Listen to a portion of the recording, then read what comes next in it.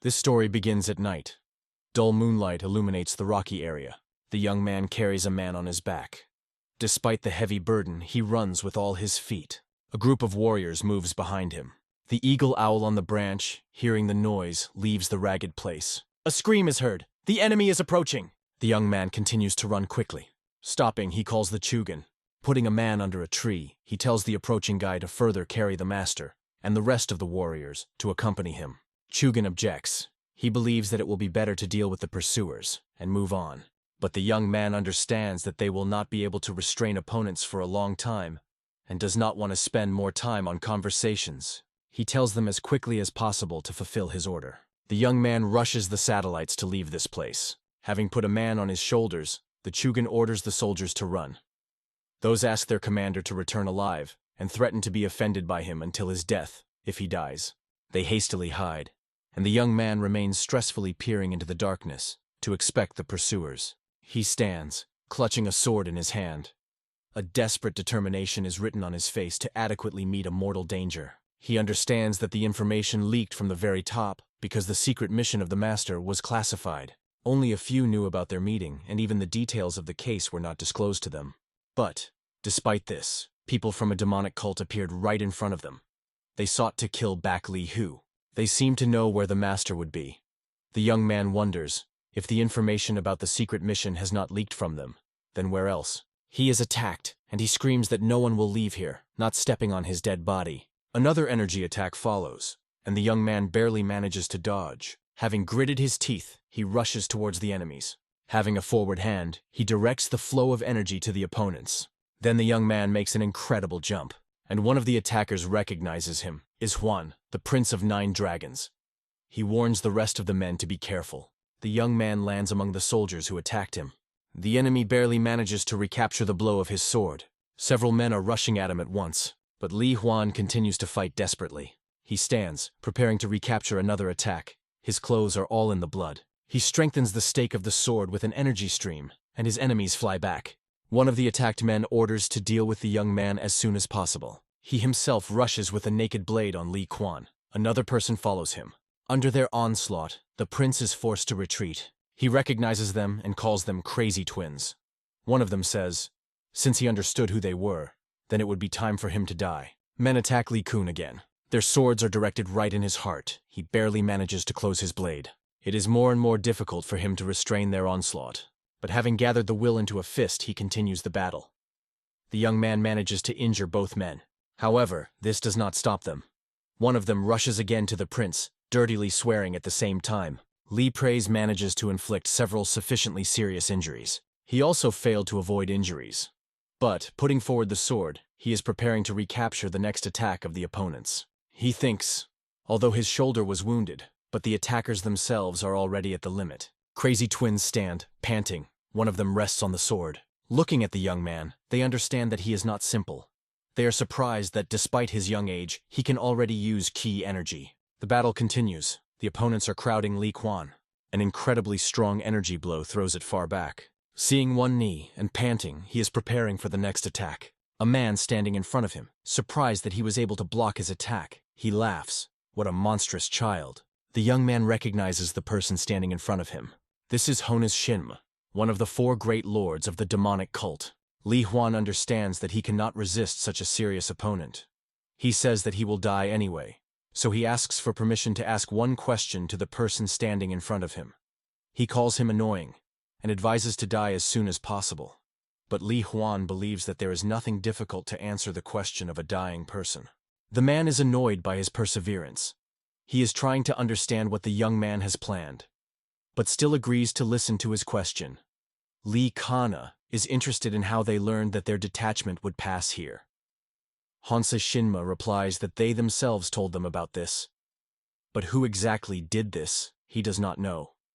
The young man, in gratitude for the answer, suggests demonstrating his amazing technique. The Lord regrets that such a child was among these ineffects.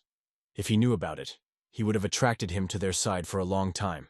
The young man replies that he is not crazy to join their demonic cult. Hans Shinma replies that it is not for him to decide it, but he believes that it is not too late. The young man rushes at him with a sword. In response, a man hit him with an energy stream. The prince throws back. The Lord stands over the defeated Li Kun.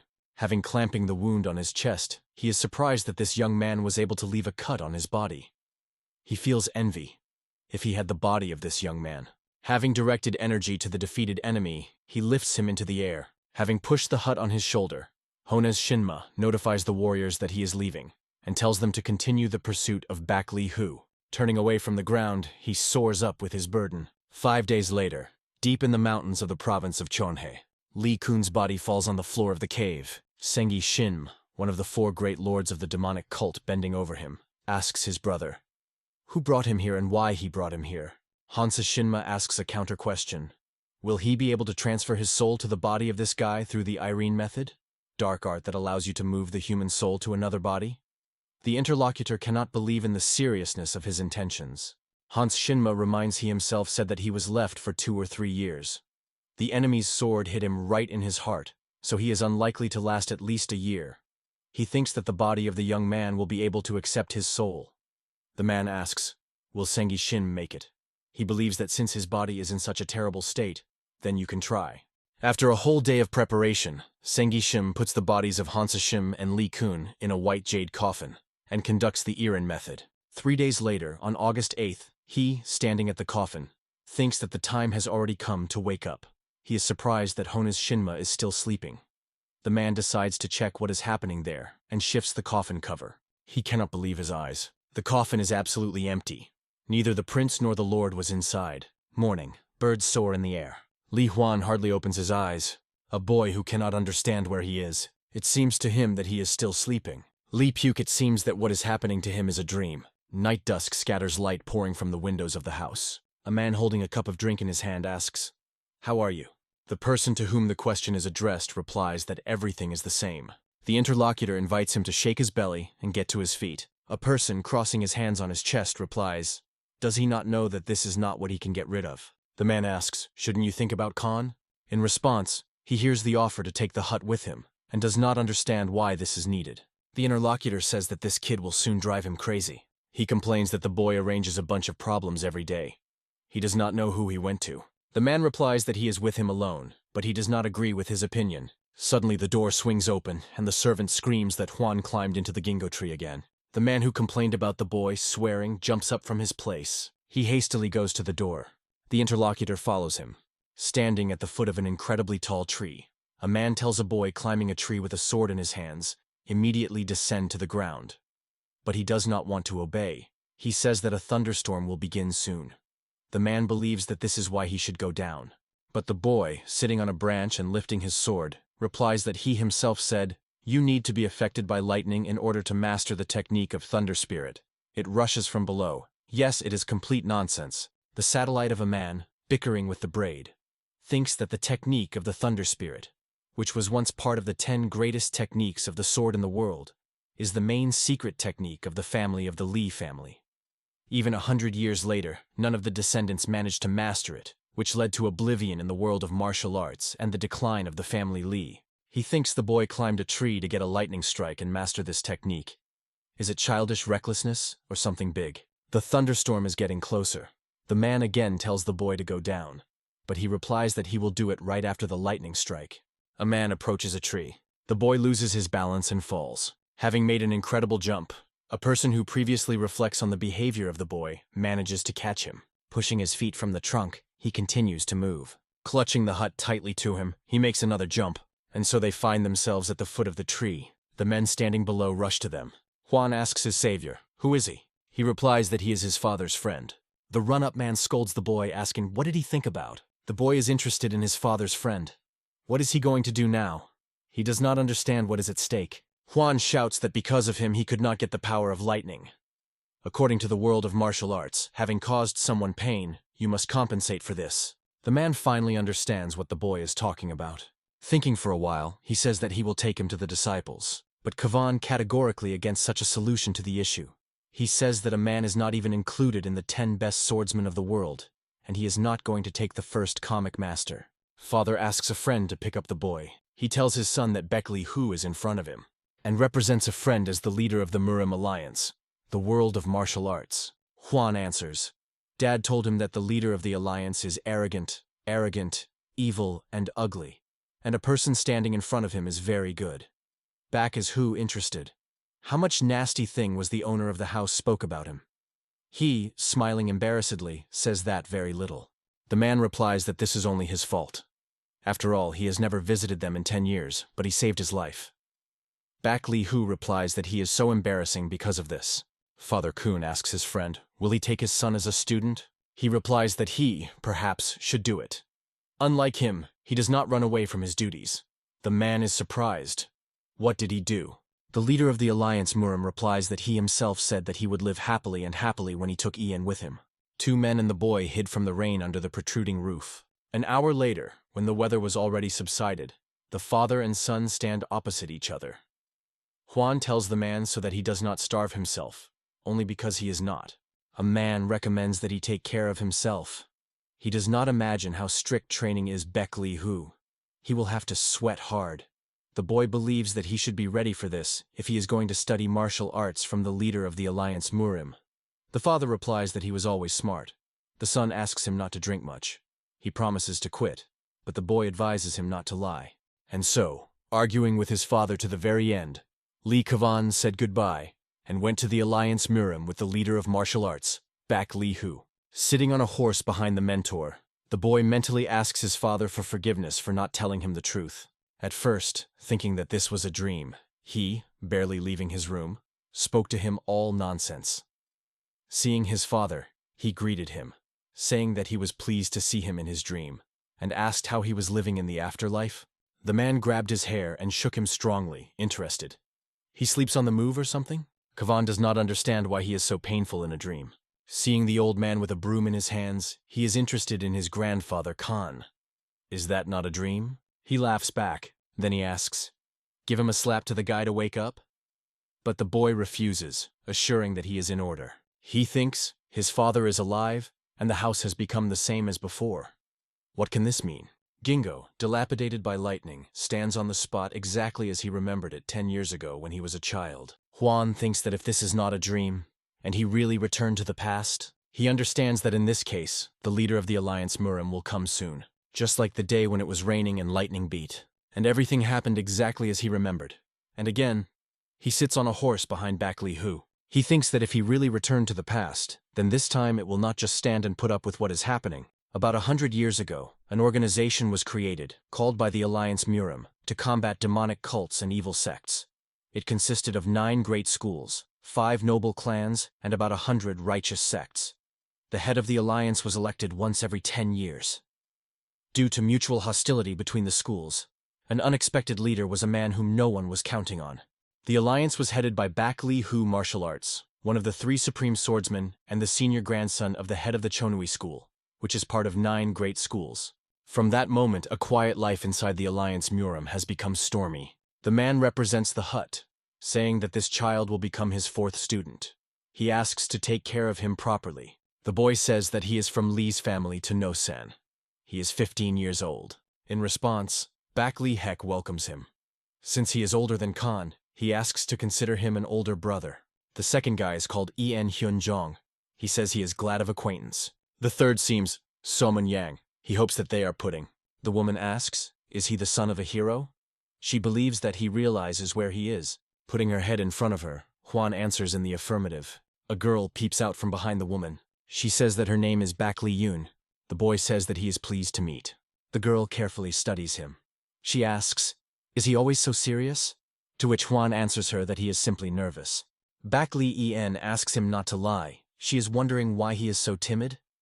The woman says that, probably, now he is in fear that he was in the Alliance Murim after his miserable life in the outcome. Baeklyhu asks her to stop teasing the boy. He is for the first time here. Kavan says he is fine. The man replies that he is glad to hear it. He thinks that Juan is very different from the boy as he saw him in the estate of Lee's family. He says that there is enough for today, and asks Yana to show the praise his room. The guy leads a newcomer on the corridor. Kavan thinks that everything happens exactly as in the past. He has to survive 10 more years until those events, but so far he does not consider it necessary to intervene in what is happening. He thinks that it is better to allow events to develop as a turn until the right moment comes. Following his accompanying person, he thinks, even if everything goes awry, then it is still worth making some exceptions. Somunjan shows him a room, saying that if he needs something, then let CB say this. He asks, does he like the new home? He replies that the room is excellent.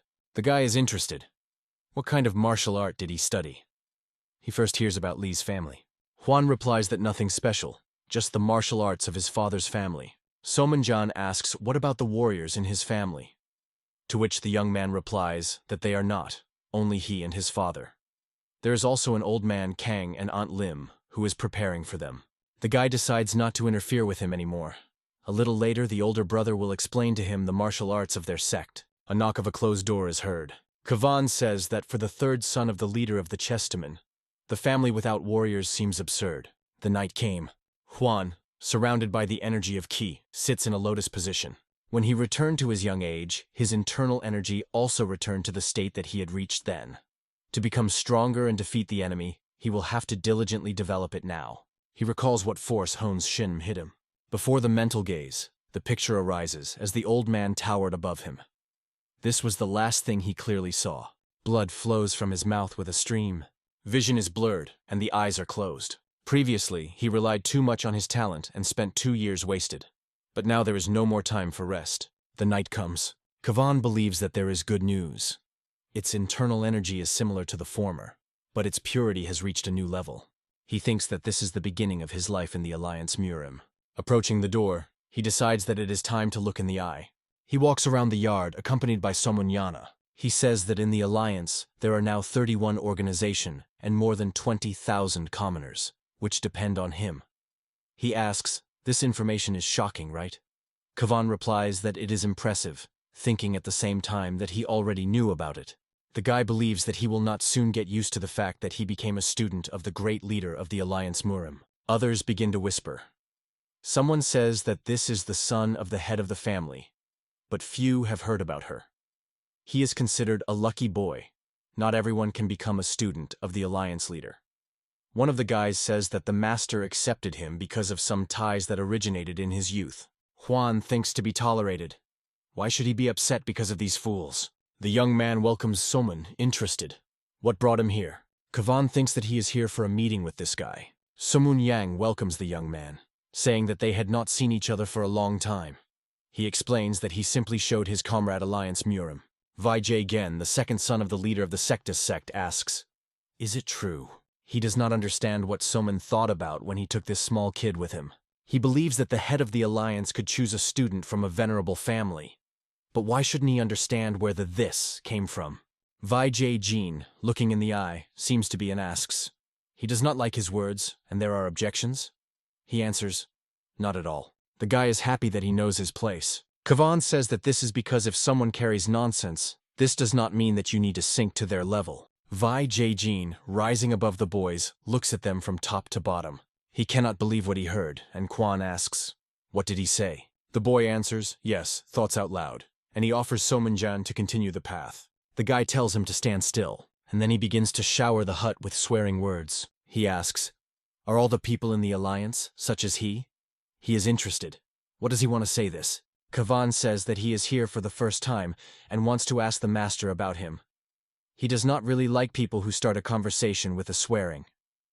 Vijay Jean asks, is he going to tapping him to the leader of the Alliance? He believes that it is impossible to help someone without proper education. The boy replies that Brother Vi only scolds strangers from good education for no reason. Watching the guy's hand clenching into a fist, he thinks that he definitely wants to hit him. But a fight inside the Alliance is considered a punishable crime. The guy is not very respected in the sect, so he cannot afford to create extra problems. In a last life, Kavan did not hold back anger, and received not only Tomaka from Vijay Jean, but also catch up with the master. But this time, everything will be different. He is no longer going to dance to his tune. Kavan again offers Somunjan to continue the way. He willingly agree. The boy thinks that his third older brother will now have to be on the alert due to how he answered Vijay Gen. But now at least it's easier for him, after he spoke out. Baeklyhu, holding out the book to him, saying that he had heard that he had a dispute with J Genome. Juan replies that nothing serious happened. The guy believes that he needs to be careful in expressions. Many are just waiting for the case to criticize his father. Juan promises to take this into account. He goes along the corridor with a book in his hand. Baeklyhu told him so far to remember the mantras and poses of military techniques from the book. Huan promises to study hard. The guy says that from this moment he must stop practicing the internal techniques of his family and start learning their style. If internal techniques and external movements do not coincide, it is like wearing torn clothes will become awkward and impossible to show proper force. The study of two internal techniques is extremely dangerous. To master the martial arts of the Chonui sect, you need to master their internal equipment, but an attempt to learn another simultaneously with it can lead to serious complications. However, Kavan is not going to abandon the experience of his family. There is a way to master both techniques at the same time. He hears a call, the youngest, and then he stops. En Hyunjung asks him to approach for a moment. Huan thinks, what's the matter? Among his three older brothers are the most difficult in communication. It has always been useful in the study of martial arts or in difficult situations. But, when problems arose, its straightforward approach and sharpness were not rarely difficult. He asks, did his older brother call? He says that he heard about his dispute with Jae Gaenom. He is interested. Is that true? Huan responds in the affirmative.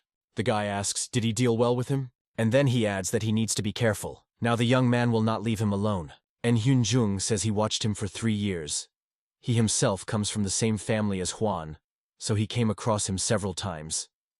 Each time he tried his best, so that he would not look down on him. The boy thinks he hears about it for the first time. In a past life, he did not tell him this story. The guy says that the Alliance Murim is like an ocean of dragon blood. People bow to them because their master is the leader of the Alliance. Justice and chivalry can protect them, he believes.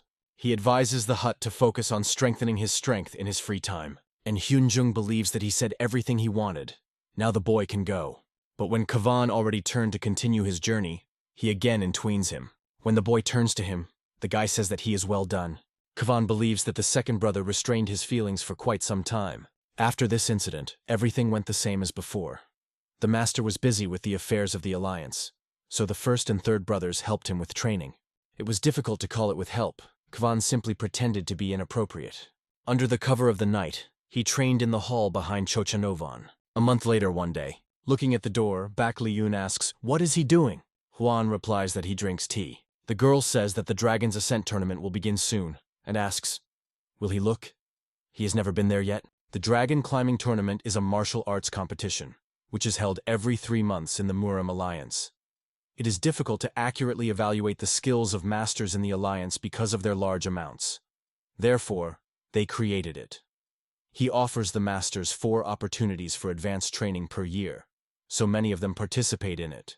The problem is that the last time Huan went to watch this tournament with a girl, something serious happened.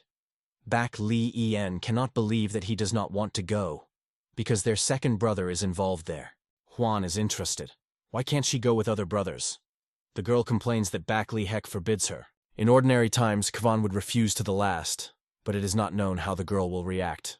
Yes, and if you do not go, then this can cause even more serious problems due to the effect of the butterfly. He agrees to escort her to the tournament. They go among the crowd. Baeklyhu pulls his hand and offers to come closer to the arena. Kavan believes that there are too many people here. She says that that's why you need to come closer, to better see everything. The people around, noticing the girl, are surprised by her presence.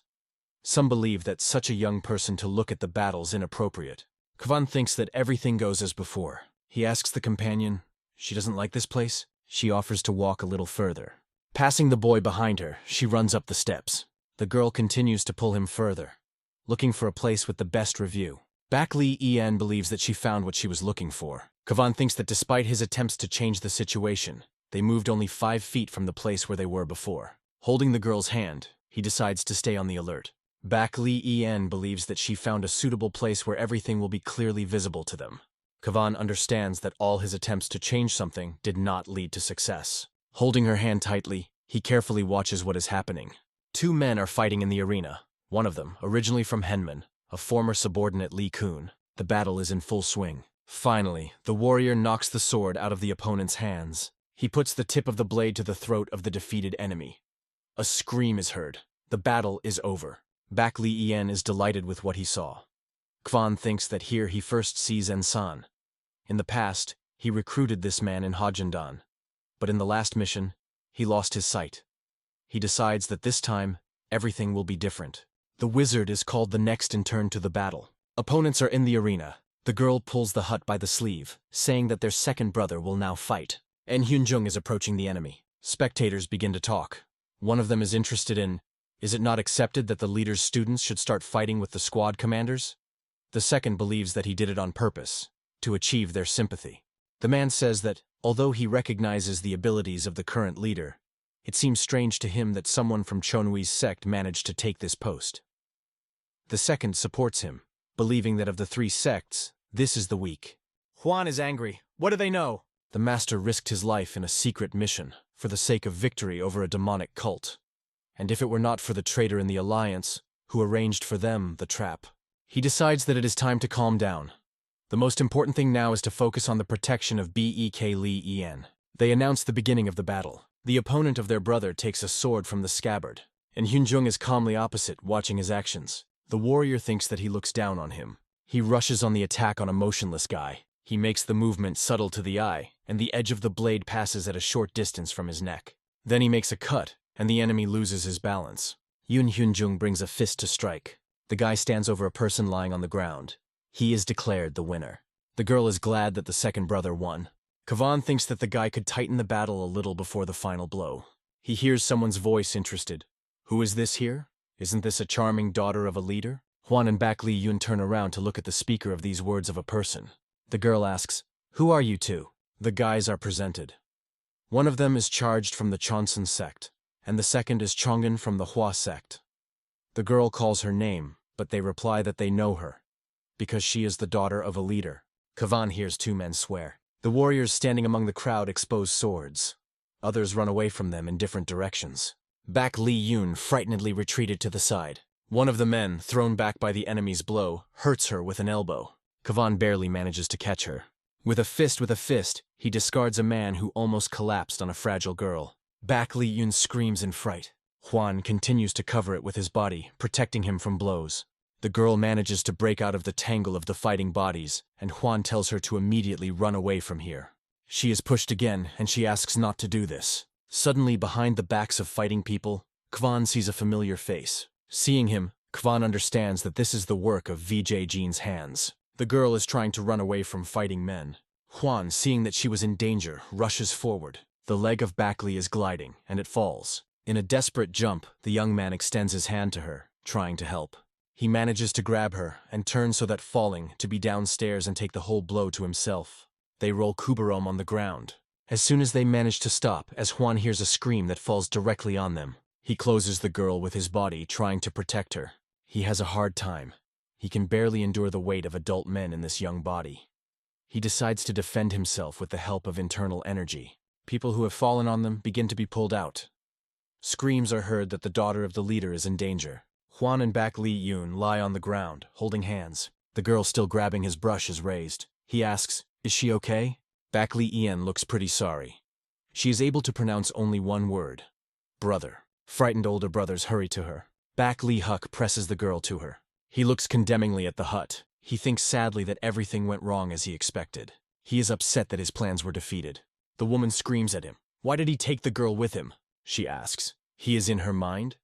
Kwan asks her forgiveness. Baeklyhu tells his mother that he is not to blame. It was the idea of a sister. But the woman believes that even if the daughter herself wanted to go to the tournament, he had to stop her. Baeklyhu asks her to calm down and promises to talk to him about it. The upset woman agrees with him. She considers him to be horror stupid because he grew up in an uneducated family. Baeklyhu objects. The boy grew up alone with his father, and he is still unfamiliar to the cruelty of the world. Hands of praise clench into fists. He is outraged that the woman called his family uneducated. He is angry that she treats him so rudely. He thought that the lady would not be too sharp to him, because the girl was almost not injured compared to the past. But she insults him. Also, the older brother adds oil to the fire. He is illuminated by one thought. Earlier, when her daughter was injured, the master came to the girl with her. But this time, since Baeklyhu absolutely intact, the man remained in the combat arena as a judge. And because of his absence, she no longer watches in her words. Baeklyhu says that now he will go to the training room as much as possible and avoid meetings with Baeklyhu. The boy has no choice but to agree with the words of his older brother. Huan hears him naughty. So Moon Yang invites him to go to his room. The young man thinks, well, One more wants to have an educational conversation with him. He enters the guy's room. He says that he will ask him directly. He likes Baeklyhu. Kwan, laughing, replies that she was like a sister to him. He asks, "Is it true?" To which the boy replies that he is quite serious. So Moon Yang says that he doesn't care if he will be painful from this, but he and the girl are not even. If the lady finds out that he likes her, then he is not to do. Kwan asks him not to worry. Does he really think that someone like Baeklyhu will be interested in the way he is? The guy replies that he himself said so. And it's good that he understands this. He allows him to go. Huan, leaving, mentally asks him for forgiveness. But this time he is not going to let go of Li En towards death. He lies on the bed in his room, thinking that you don't know something to pretend rather tiring. Does he really have to repeat everything the same as in a past life? Huan recalls the face of Vijay Jean standing in the crowd. Before his mental gaze appears the eyes of an older brother, embracing her sister. He understands that if something changes, then his past will become absolutely useless. Turning to heaven, he asks what they want to tell him this. The night came. Baeklyhu and Huan are sitting at the table. The man asks him for forgiveness for neglecting him, using employment as an excuse. The boy replies that everything is in order. He recalls that in a past life he often complained, but now he is different. He knows how hard the master has to. But the elders of the Chonui sect will never deviate from the honor of their family, and the lady will never refuse the position of the wife of the leader of Murim. He thinks that both he and the master are experiencing difficulties. Baeklyhu says that the girl was not much injured thanks to him. The boy believes that he is still to blame. He needed to dissuade her. A man, smiling, asks, does he really think that he could cope with his daughter's stubbornness? Huan replies that this, of course, is difficult. The leader of the alliance knows that they are gossiping about the boy, but he asks him to be patient a little, even if it is very difficult. Huan replies that he will cope, while thinking that he can boil from the inside, but remain calm from the outside. The man takes out the book, saying that someone does not take into account the status when he communicates with people. Only a person is important to him. Holding the book, he asks him to take it. This is information for all the time that he was here. The head of the alliance says that he still has a job, and he should go. But remembering something, he stops. He says that a message came from his father, which says that he had business, and I don't have to return home for the holidays. The boy is very surprised. He thinks that his father is not the first to leave somewhere, but he never sent him messages. He needs to perceive this as another deviation from the past. Kwan decides that there is nothing to guess. You just need to focus on training. Starting from the next day, Kwan went to the training room and completely focused on the classroom. He understands that his body is still young and inexperienced, so he is quite clumsy. Sometimes the brothers come to teach him, although their teachings are useless. After about 2 weeks, the master came to explain to him techniques and the correctness of movements. Watching him, the leader of the alliance thinks that his path of movements of the sword is perfect, as if sharpened over many years. He is sorry that the boy does not have enough internal energy. The man decides that he can fix it. Time flies unnoticed. For 2 whole years have passed since Huan came to the Murim alliance.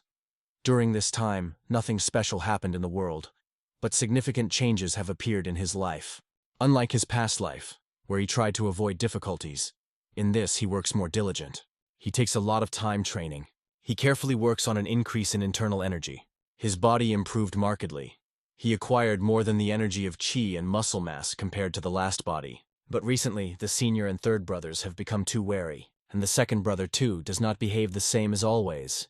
He reflects Huan, walking along the corridor. Suddenly, Baeklyhu blocks the road to him, looking at him from the bottom up. The girl says that he grew up again and asks, maybe enough already? The difference between them was too big. Laughing, he replies that he cannot control it. He asks her not to worry, to eat well, and then she too will become as high. She agrees, but forbids him to grow until she becomes higher. The girl asks why he is silent, and the young man agrees with her. Leaving, she says that he can definitely catch up with him. He just needs to wait for her. The young man sighs in relief. Kwan thinks that, despite the fact that he is trying to keep her distance with her because of the mistress and his third brother, she always appears out of nowhere and begins the conversation. He sighs. How hard. He knows what will happen to the girl in the future, and he needs to change this as soon as possible. Perhaps this will affect the future, but so far he has nothing to worry about. He knows what event will occur on the night of August 8th, when he will be 17 years old. Huan meditates, sitting in a lotus pose. His body is covered by chi energy. Suddenly, he feels a severe headache. In front of his mental gaze, Hona's Shinma stands, one of the 4 great lords of the demonic cult. The young man is trying to catch his breath after a strong attack of pain. He does not understand what is happening. Huan is trying to meditate again. He thinks that you need to slowly concentrate internal energy at the Baeklyhu point. The young man thinks, is it really that everything is already past? He rejoices that the pain has receded. Pouring water from the jug into the cup, he drinks it in one gulp. Huan goes to the bed. Words break from his lips. Chonsu ilgahap, dekwangan. His eyes open in surprise. He first hears this mantra. He did not meet her either in the technique of Thunder Spirit or in the leadership of the Heavenly Sword. From his lips breaks away again, Hantian Melchongan. Suddenly he realizes that this is the demonic art of Hanshin. His legs are jammed and he settles on the floor. Can he know Hanshin's highest demonic art? Is it really real? Together with mantra, the movements of the combat path come to his mind. Kavan thinks that he is going crazy. Shaking his head, he says that this is impossible. The young man falls on the bed, arms spread wide. He wonders what exactly happened after that situation. Kavan again experiences a battle with the warriors of a demonic cult. He hears screams, "Enemies! This is an attack! Stop them!" Their unexpected appearance in the province of Hansa occurred in 18-year-old Li Hut. He recalls how the attack of one of the opponents reflects. The warrior attacks him in a jump. The demonic cult then unleashed a merciless bloody storm approaching the east. Rumors spread that the Kunlun sect was saturated with blood, and that more dozen students died in it.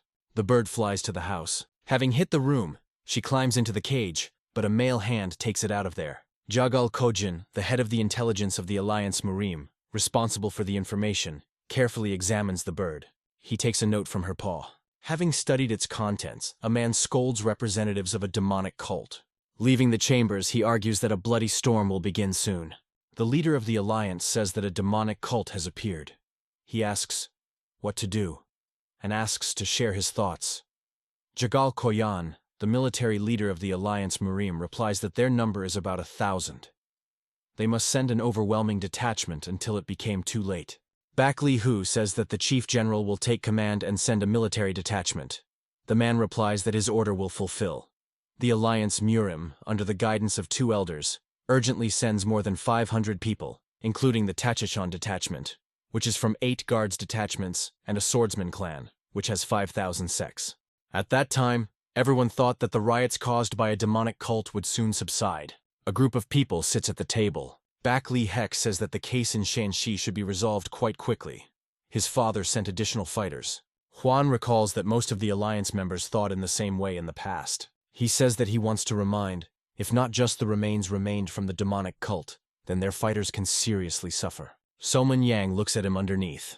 He asks him not to worry so much. A detachment of swordsmen and a flying dragon will take care of this. The elder brother believes that Kavan is right. In addition, the sects of Chonam and Shasan will also send their fighters. Kavan knows that they will not do this. Therefore, the losses suffered by the Murim alliance will be much higher than the expected. But even if he says about it, he doesn't care. No one will believe. Somun Yang asks, if they are how strong, then why are they silent, like puppies squeezing in fear? He is interested in the opinion of his older brother, and he agrees with him. The woman says, what can the one who has lived his whole life in the village know? She tells Han, if it finished, then get up and go to you. Walking along the corridor, the young man hears his name. He thinks that a woman is simply terrible. A mother who will sell her daughter for wealth and glory. But he cannot say it out loud. The situation is already quite complicated. He does not want her to worsen. The girl is interested. Why can her mother leave him alone? The young man answers. Since she understands everything, it can go. He continues his way, and the girl asks him not to worry. Sitting at the table, Kavan thinks, should he meet the leader of the alliance? But what can he tell him? He imagines, he says that 10 years ago he fled with the teacher on his back, died and returned again to the past. The man asks, was he really subjected to demonic obsession? Huan shakes his head. He understands that in the eyes of a leader, he will become just crazy. He thinks, will Baeklyhu believe him if he tells him more and more? But first he needs to meet with the master. The palace of Chanshan is a place where the leader fulfills his official duties. Kavan is facing the guards interested in, what brought him here? He says that he has a dealing with the leader. He needs to meet him. They answer him that he is now at the meeting, and they offer to come tomorrow. The young man asks to convey Baeklyhu that he came. Leaving, he wonders, can he influence something? Li Huan is going to his thoughts, waiting for the master. Baeklyhu came to meet Li Kun in 5 days. He says that he was informed about the visit of the young men, but it was already too late. The man asks, does he need something? Kwan thinks, 5 days have passed so that he does not say, it is unlikely to change the situation. He says that he had questions about martial arts, and he would like to discuss them with the master. Baeklyhu asks, what kind of questions? That day, Li Huan was justified and received unexpected benefit. Within 4 hours, he discussed with the master of martial arts, having received enlightenment in areas that he had not yet comprehended. The 8th of August has come. Huan, sitting on a bed in a lotus pose, meditates. He grabs his head with both hands. Unlocked pain permeates him. He does not understand where she came from. The young man hears the conversation of 2 men.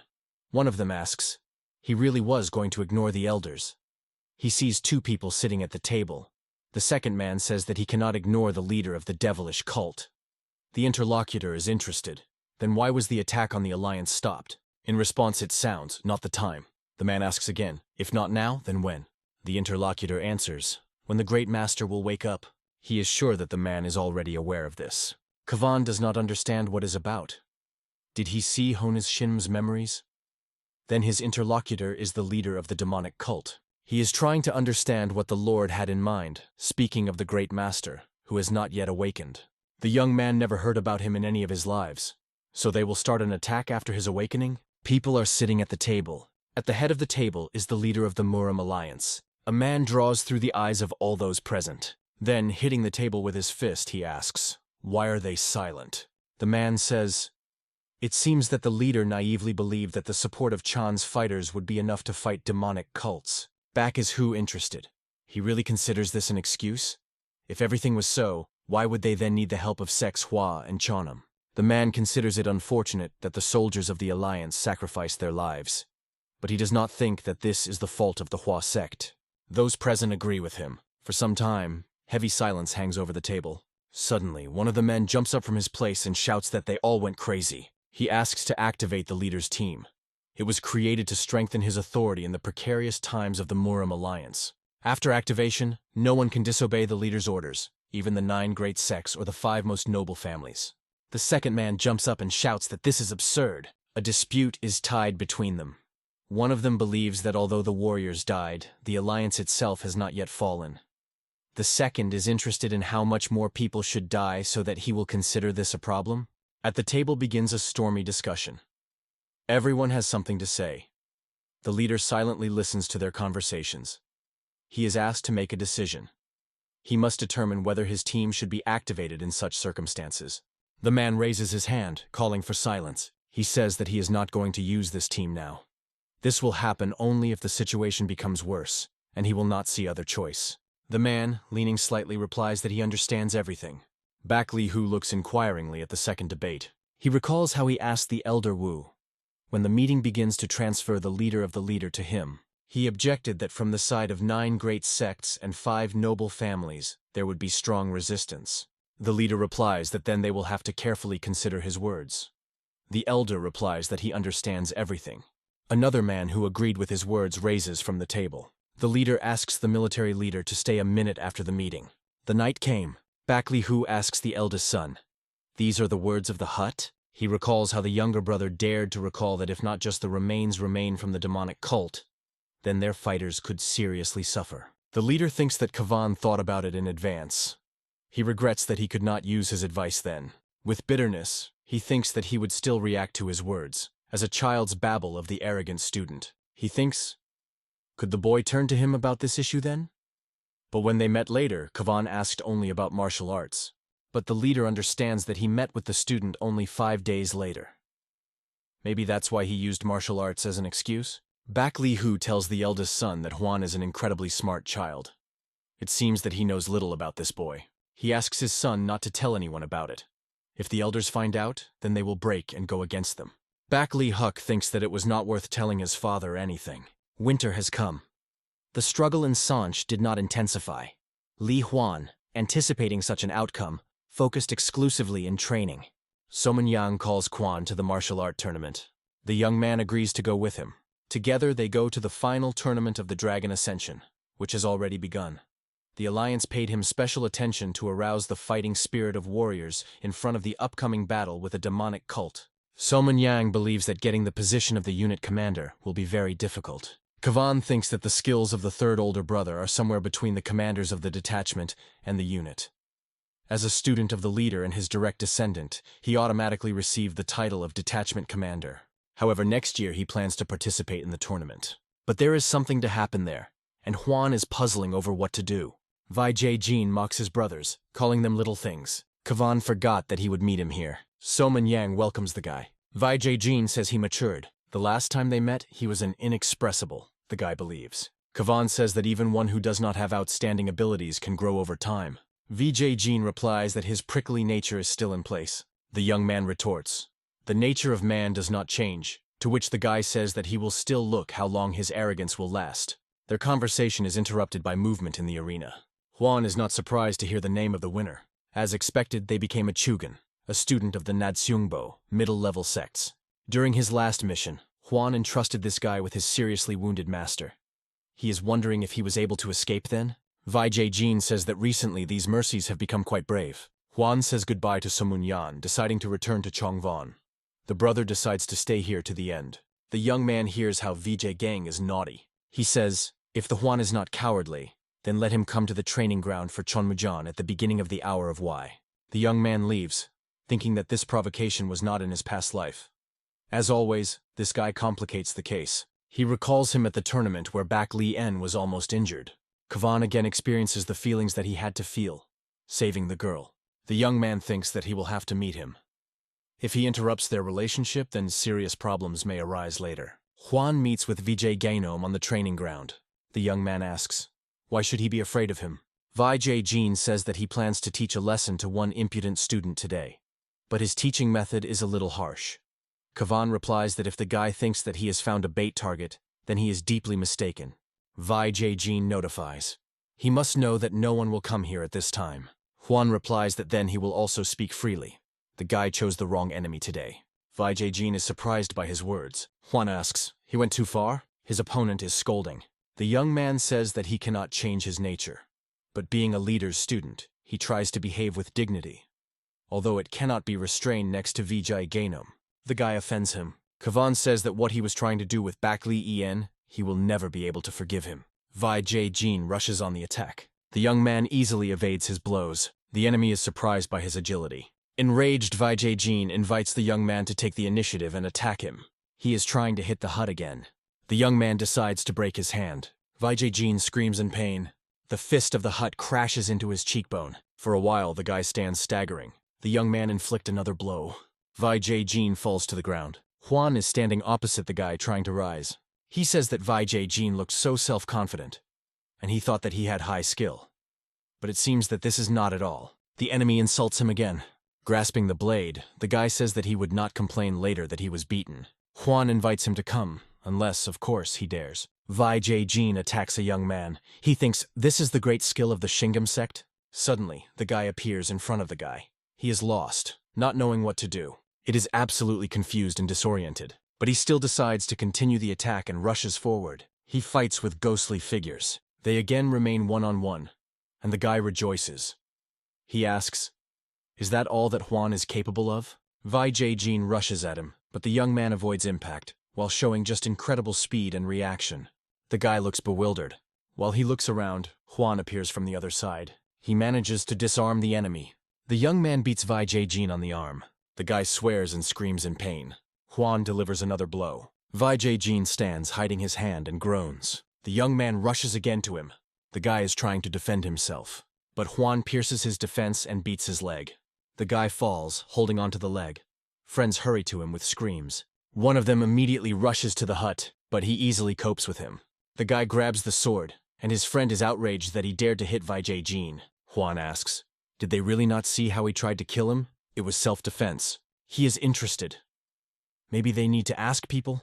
Let them say which of them is wrong. He, who fought without a weapon, or Vijay Jin, who grabbed his sword trying to kill him. A friend of the enemy looks at him with hatred.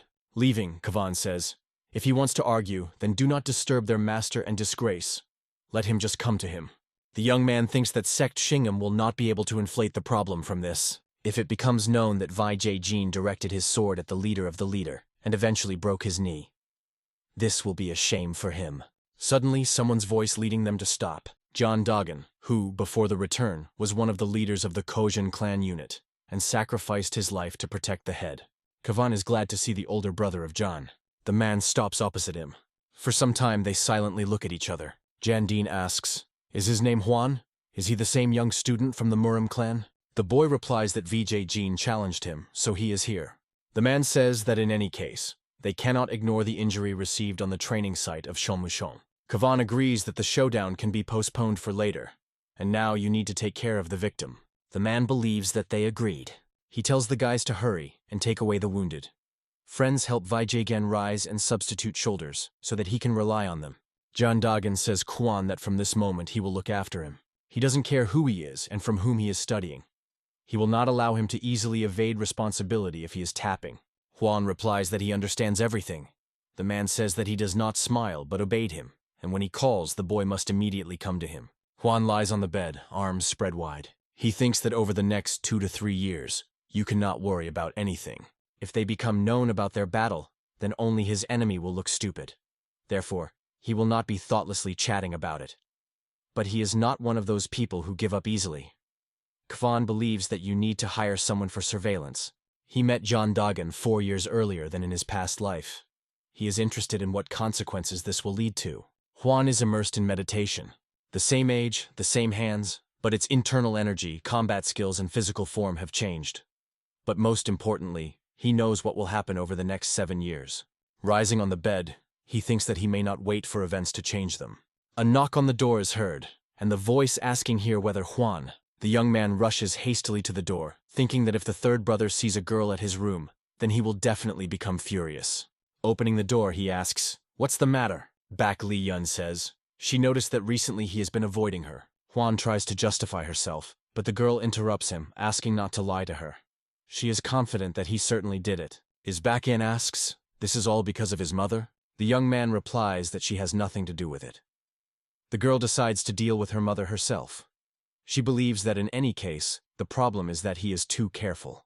Kavan thinks that something dangerous is planned. He is trying to justify himself somehow, but the girl interrupts him and asks he himself wants to talk to his mother. The young man replies that he perceives her exclusively as a sister.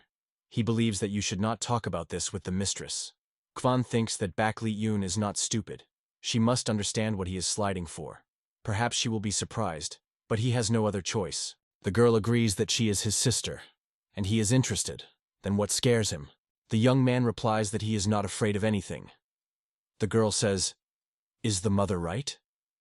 She said that this was all out of fear of love her. Or was he already falling in love? Kvan tries to convince her that she sees only her sister in her. But the girl believes that a liar from him is simply terrible. The young man is upset that he is so obvious, because in order to hide the past, he will have to pretend all his life. Baeklyhu believes that he behaves strangely. Juan tries to deny everything, saying that he never lied. But the girl is sure that he is still lying, and asks him to stop doing it. She says that all this does not matter. She had already aimed at him, and only 2 years remain to wait. And until then she will be just a mother of mom and dad. Kvan thinks that he underestimated her.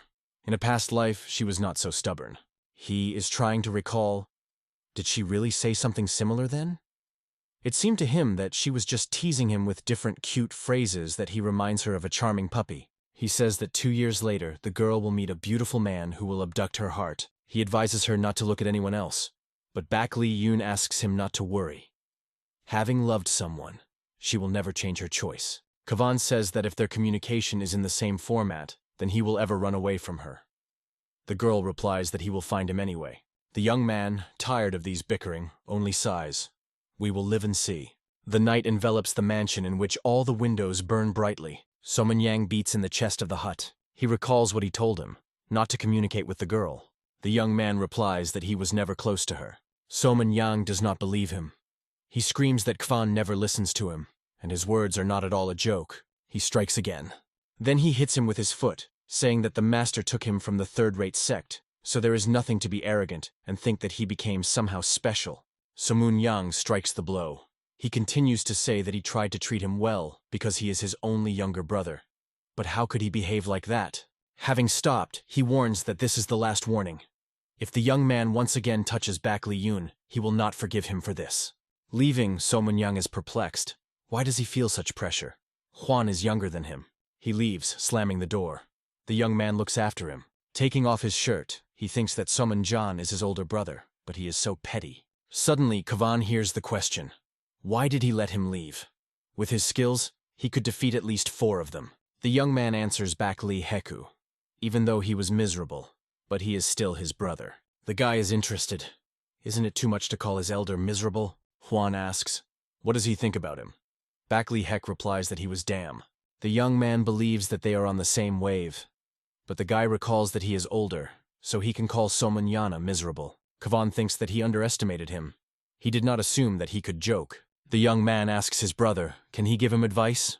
Baeklyhu cannot believe that Kavan is seriously going to advise him. The young man replies that even an 80-year-old old man can learn something from a child. The guy warns, if this is a meaningless advice, then he cannot avoid moralizing. Kavan recommends that he quit the equipment of the dragon killer.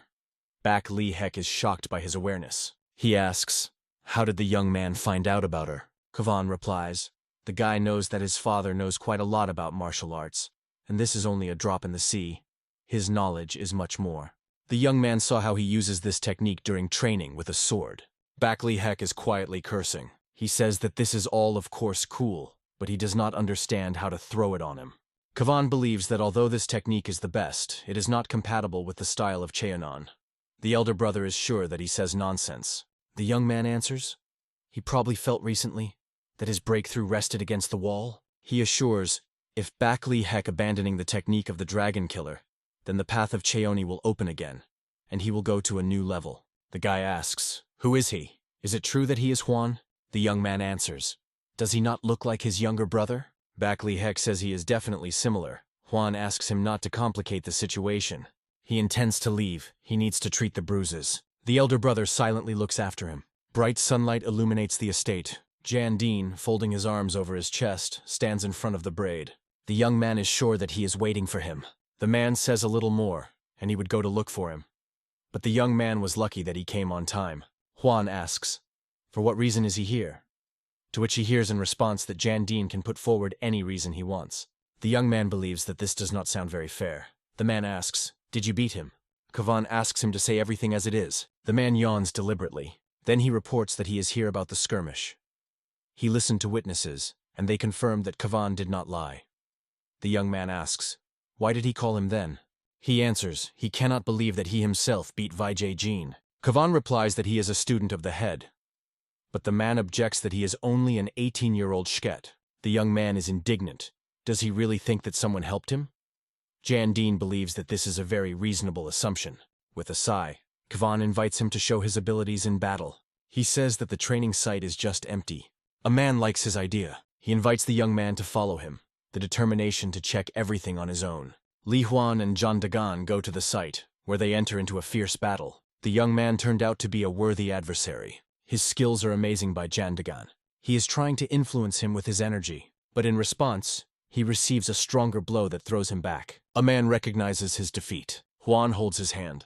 Jandine grabs his brush. The young man asks, does he still have questions? And he hears in response that the man promised to make sure of his truthfulness during the battle. He did. Huan offers him to get along from this moment. The man does not understand what he wants to say with this. The young man is interested. Can he now call him an older brother? He is surprised. Does he really want to call the student of the third-rate sect the older brother when he himself is a student of the leader of the alliance? Huan replies that he himself is well aware of his origin. Before that, he was an ordinary guy from the village. Zhang Dagan recognizes Kun as a younger brother. He is glad. Another person on his side. News about Vijay spread in 2 weeks. The guys discuss the incident. One of them says that he heard that the young master from the gates of the divine sword returned with a fragmented knee. His interlocutor is interested in, did he fight with someone stronger than him? The young man with a spear tells, he heard that when the youngest student of the head of the alliance Li Kfan went to the training ground, people from the gates of the divine sword did not let anyone go there. The guys sitting at the table conclude that Vijay lost him. The gates of the divine sword and the guy himself categorically deny this. A friend of Jin threatens, if another nonsense comes out of the mouths of others, then he will chop their tongues. While rumors went out against the backdrop of doubts, the parties involved in this could not leave everything as it is. Baeklyhu says that because of the demonic cult, he has not seen the hut lately.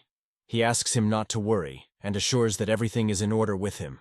The man asks, he really broke his knee, again? The young man understands that rumors have already reached the master, and says that he was the first to grab the sword, and he was forced to join the battle. Baeklyhu replies that you need to be able to bear responsibility for your actions. Kwan agrees with him, and says that he has something to answer. The master promises to deal with everything else. Kwan does not understand what is about. Baeklyhu explains, a neglect of his student means disrespect for him personally. The master adds that they will be too ashamed to raise a hype. The young man asks for forgiveness for the troubles. The man thinks that this guy has changed a lot since he first saw him on a tree with a sword in his hand. He asks the question, what influenced him so much? He believes that, fortunately, the changes were beneficial to him. Baeklyhu extends the book a book, saying that from that moment on it belongs to him.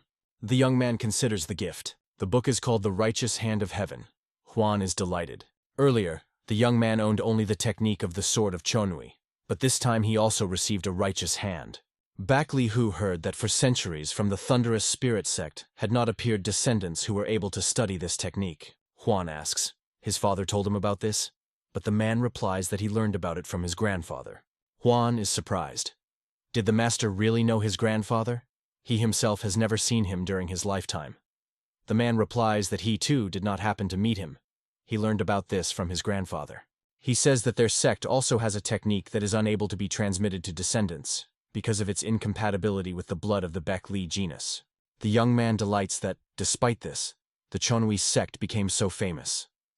He believes that their ancestors did not sit idle, unlike the Thunder sect. Before the Baeklyhu family became the main one, the leader in the world of martial arts was the family.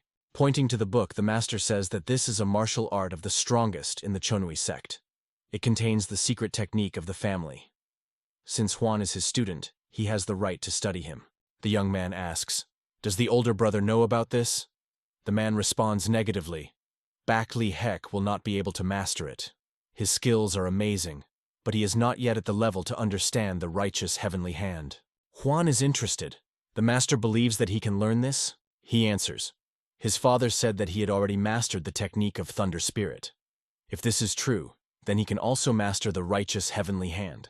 Huan asks, why is he so sure of this? Baeklyhu is interested. Didn't his father say anything to him? He explains that the sect of Thunder and sect Chonui were founded by the brothers from the same school. Li's family founded the first sect, and the Dan and Bak family jointly organized the second. The young man does not understand why his father did not tell him about this. Really only because he was too small? He asks the teacher, where's the school that unites these three families? Baeklyhu is interested in did he ever hear about the Divine Palace of Chonui. These three external palaces included the Divine Palace of Chonui, the Divine Palace of the Virgin, and the Hensu Palace. They strove for good and enlightenment, and not for the desire of power. But 200 years ago, a genius appeared in Hensu's palace. He wanted people of the whole world to follow the same path as he. And for this, he decided to eliminate the Divine Palace of Chonui and the Virgin, capable of preventing his plans. It was then that the disciples of the Divine Palace founded the sect of Thunder and the Chonui sect. The young man says that the students of the Divine Palace of the Virgin and the Palace Hensu could also establish their sects. Baeklyhu replies that even if this happened, then nothing is known about them. They can hide this for their own safety. Kwan did not even suggest this in a past life. Neither the father nor the master mentioned it. Even before the very end, the master did not tell him anything then. Does he ask the question? Did this secret exist even then, or was created only in this life? Perhaps the place that he visited with the master was associated with 3 external palaces. Above the estate, abuse rushes. The man screams that he talked 1,000 times that you need to be careful. Why did he decide that he could ignore his words? Jin, leaning in front of him, replies that he is very sorry, calling the interlocutor uncle. A man is interested in how this youth was able to defeat him? He asks. How can he eat calmly after that? He warns that after this shame, people will look down on him. The person standing before silently asks, should they hold leader accountable for this case? The man screams, "He jokes or what?" He cannot blame the leader of his nephew was injured by his younger student. Even pulling out the sword, the guy could not defend himself from an unarmed enemy. Vijay Jin believes that Juan prompted this news. He imagines how he proudly boasted his victory. Having gritted his teeth tightly, he promises him to take revenge. Uncle tells him to go home immediately. He believes that rumors will be confirmed if he walks around the alliance, limping. The man promises to hide this incident from the elder and tells him to go back and focus on training. He warns, let the guy only try not to destroy the boy after that. Vijay Jin dutifully bows his head, agreeing with him. The guy is very angry at the hut. He blames him in his current unenviable position. Jan Dagan, sitting at the table opposite the hut, reports that Vijay Jin returned to the Shingham sect. The young man believes that the sect could not leave his loss without attention. The man considers the guy arrogant. He warns the interlocutor to let him know if something happens in the future, he will help him. Juan thanks him, but believes that his words are enough. Mentally, the young man asks Vijay Jin not to return. If the battle is repeated, then the guy will die from his hands. Jan Dean asks, did rumors reach him? The young man is interested. What is it about? The man reports that a thief appeared in the Shaolin temple. Juan is surprised. He asks, they stole a golden statue? The interlocutor replies that it is still unknown what exactly has been stolen. He says that he has a friend in reconnaissance management. The young man thinks that he should also know his comrade. Jan Dean reports that the treasure was even more important than the golden statue. Juan is surprised. What could be more valuable? The man answers, this is Shaolin. There are a lot of treasures. The young man thinks that everything is true. Shaolin is an unusual temple. There are 72 higher arts and a great pill of rejuvenation, which survived the centuries. For world-class thieves, the robbery of the Shaolin temple is considered a way to raise its reputation. Juan says he should go. The young man goes to the mansion. Having stopped, he thinks that the new year is already close. Kavan decided to visit the house for the first time in a long time. He says goodbye to the master and he asks him to take care of his father. The young man replies that his father is not a child. The master says that this is his first exit from the sect in 2 years and instructs, you need to treat a native person well and not scold him. Juan hears him naughty. Looking around, he sees Baeklyhu, who is rushing to him, and Jana's Soman walking behind her. The girl wants to spend it to the gate. The young man refuses. He knows where they are. Baeklyhu says that her desire to help him, he must take it for honor. Kavan replies that he had not yet said goodbye to the lady and with his older brother.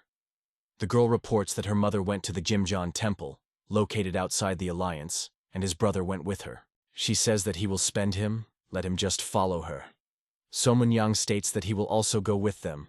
Kavan thinks that again something that was not before. Juan goes next to the girl, leading the horse. Somun-jan walks behind. The young man thinks that he will now burn his hole in his back with his gaze. Suddenly he stops. Juan sees a group of guys entering the gate. He knows them. The first is Jung, sect Huashan. The second is Sonu, the sect of Wooden. The third is Huanbo Chunman, the sect of Huanbo. The fourth is a Namgun Dream, a sect of Namgun. The fifth is Yunmubek, the Gumvangbo sect. In his past life, he was at enmity with the youngest son of Enshon-san, a swordsman and Mubem. He recalls how the guy, shaking his hand, says that he did not want to intervene in it. He simply could not disobey his father's order. Kavan decides to check what he will say this time. A young man with a brother and a girl is standing opposite the guys. Namgun Sleep asks, who is this here? Isn't these the students of the head of Murim? Turning to the girl, he says that, as expected, she became only more beautiful. Somun Yang welcomes them, saying that they have not seen each other for a long time. The girl is also inclined in a welcoming bow. Somun Yang is interested. Where are they going? And he explains that they accompany their younger, who returns home. Namgun Sleep considers such fraternal relations lovely. The guy asks, very soon he will join one of the 10 divisions? Somun Jan replies that he plans to take part in the dragon tournament. The interlocutor is interested. Why not follow their detachment of the Zur dragons? His companion believes that a detachment of white tigers is much better. Unmubek asks Quan, is he the same type that broke the limb of Vijay Jin? The young man replies that it was just a friendly duel, nothing serious. The guy is surprised. He really did it. Kavan says that sometimes you can even stumble out of the blue to break something for yourself. Unmubek considers him a funny small one. Others cannot stop boasting, and he is completely different. Kavan says that he called him a friend twice. Then they are now friends? The interlocutor is perplexed. The young man believes that friendship with him would not be superfluous to him. Yunmubek laughs. Juan promises to somehow treat him with tea when he returns. The guy answers, "I can't wait." Juan Bochunman believes that he is too daring. The young man says that in comparison with the one who hit the devil's beast at 15, he is nothing. He is perplexed. How does he know this? Yun Mubek laughs. Even his friend can feel the courage of their brother. Nam Gun's sleep says that it is time for them to go. The Lord was waiting for them. Yun Mubek recalls that he promised him a cup of tea. Juan says he will definitely fulfill a promise. The guys continue their way, and the Juan with the satellites goes to the gate. The young man thinks that he met his brother Yen a year earlier than in his past life. He asks a question. Is it good or not? They continue to go. Soman Yang invites the girl to go back. Baeklyhu objects that they have not even passed through the gate. Juan supports the third older brother. He also believes that it is time for them to say goodbye. It is too dangerous here. But the girl is sure that nothing terrible can happen during a regular walk in the Alliance. Looking at the people selling all sorts of things on the street, the young man thinks that many of these merchants are associated with high-ranking Alliance officials. Even the lady is involved in this. When he informed the master about this, they almost became the worst enemies. Suddenly the girl was interested in something. She rushes to one of the shelves, asking her brother to buy her. He likes the trinket. Juan is in a hurry for her. He understands that he needs to stop her until she had done things. The girl has already reached the goal and is interested in the opinion of her brother. Soman Yang offers to buy her something better. Baeklyhu is stubborn. She wants just that. The young man puts coins on the counter. The girl puts the ring on the finger, saying that one is for her and the second for her younger brother. The surprised Hut stands behind her. Soman Yang is interested. He did not think of anything superfluous. Juan asks him not to worry. Brother orders to give the ring to him. The young man holds out a ring in his palm, but then decisively clenches his fist. Kavan says that the girl will notice, but he does not want her to consider her brother a thief. He discovers that the girls are not nearby. The young man is looking for Baeklyhu. Noticing her in the distance, he understands that she went too far from them. The girl strives for the next goal, not noticing anything around. And Kavan sees two men who are watching her. The young man is desperately calling her. Hearing his scream, the girl looks around. She waves her hand and says that he moves faster. Throwing the reins, the young man rushes towards her, screaming, so that she looks around. The girl turns her head to the side indicated by him. She sees two men flee to her. A fright flashed in her eyes. The young man rushes to her at an unthinkable speed. He is trying to get ahead of the attackers. The girl takes out the dagger. One of the attacking men directs a sword at her. Turning around, she beats off his blade with a dagger. The man is surprised. He clearly did not expect such a rebuff. Baeklyhu, clutching a knife in her hands, her gaze is full of determination. With a fist, with a weapon clamped in it, she beats the enemy in the stomach. He, with curses, bends in pain. His partner waves his sword at the girl. While she was distracted by the next striker, the second man, having come to her senses, the tip of the sword shakes the gate of her robe. She is knocked down, and she falls to the ground. One of the men raises the sword, trying to kill it, but Juan manages to substitute his blade under his weapon. The young man squeezes his hand into a fist, preparing to strike. He beats the attacker in the face. The second man flee. Cursing, Kavan runs after him. He manages to injure the enemy. He decides to defend himself, but unexpectedly a warrior appears between them. He asks the young master to stay behind. Soman Jan is in a hurry to the girl lying on the ground. Juan watches how he carefully helps her to rise, at the same time her well-being. The young man examines around, evaluating the situation. He is interested in the personalities of the attackers. He decides to stop the battle and screams, "Enough!" Warrior and Kavan recognize men. They belong to a demonic cult. Both attackers preferred death to captivate. Somun Jan asks, what kind of people attacked a girl? Kavan replies that they seem to be from a demonic cult. Warriors hurry to the scene. Baeklyhu says Somun Jan that she is in order, just the clothes were a little torn. Kavan believes that they need to inform the chapter about what happened. The guy replies that he will take his sister back and tell him about it, and the young man can continue the path. Kavan tells the girl that it was dangerous. She needed to immediately run away. Why did she fight? Baeklyhu replies that she does not hurt at all. If she had a sword, they would not be able to defeat her. The young man asks the satellites to return more until the master and lady began to worry. The girl waves after him, asking him to be careful. He waves her back. The young man thinks that this has never happened before. The future begins to change a little, and now it can damage. He believes that he will have to change his plans to return home. A young man with two warriors jump along a snowy plain. Kavan thinks that snowfall will begin soon. It will be too difficult to move at the same pace. He asks a question. Can it be better to turn back? He believes that it is time to look in the eye. The future has already changed dramatically. One of the warriors says that a mountain shrine is ahead. Juan pays attention to a small structure. He recalls that the last time he also took refuge from the snow there, and there was a problem there. The warriors accompanying him ask what to do. The young man offers to rest inside. Men agree with him. Kavan thinks that this time everything will be different. They tie horses to the trees, and soon they are inside the structure. The young man asks for forgiveness, saying that the street is strong snowfall, and they decided to wait for him here. Two people are inside the room. One of them is interested. Where does he come from?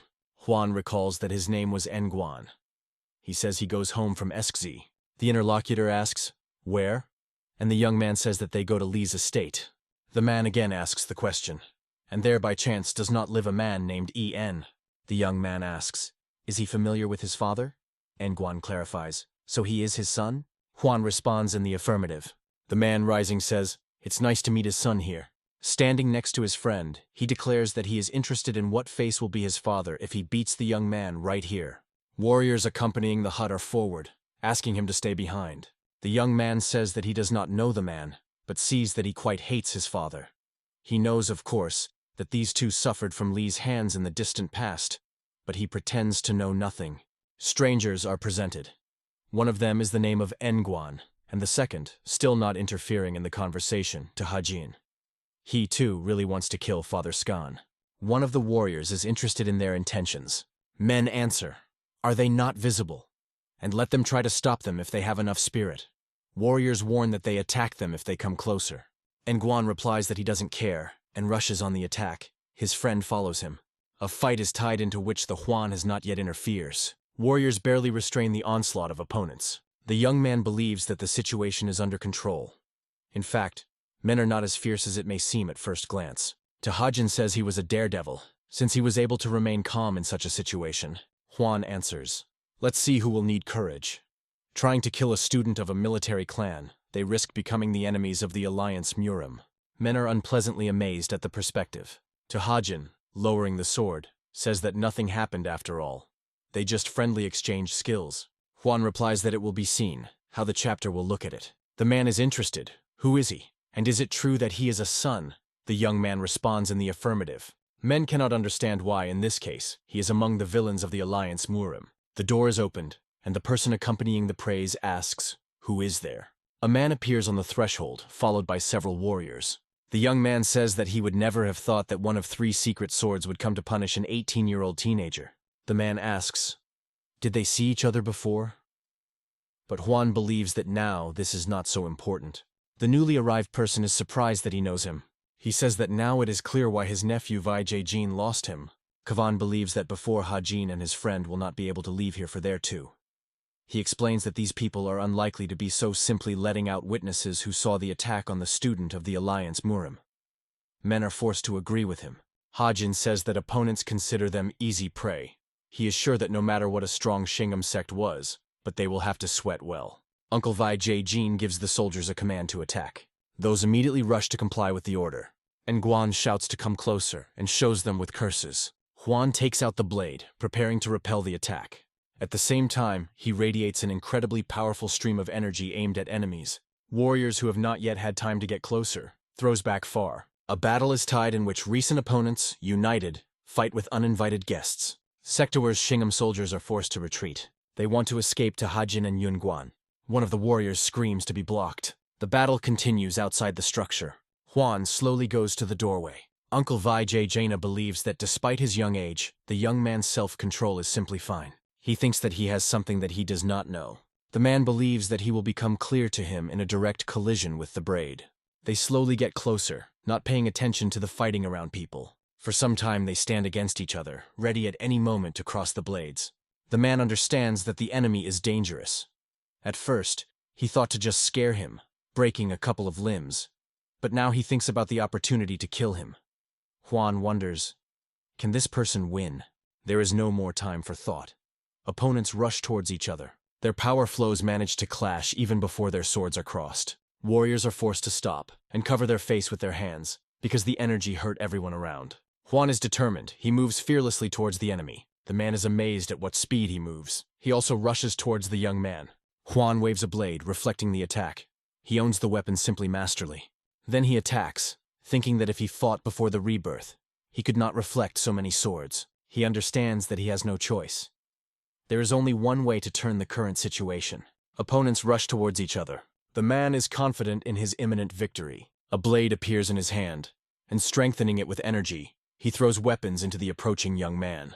The sword wounds the hut in the shoulder, but the young man manages to react in time. The enemy cannot believe his eyes. Juan rushes to him. The man also moves towards him. The young man sticks the sword into the opponent's shoulder. He also injures him in response. The pain permeates the body of a man. A drop of sweat flows down his forehead. He stands staggering but ready to rush again. Juan froze opposite, clamping the wound with his hand.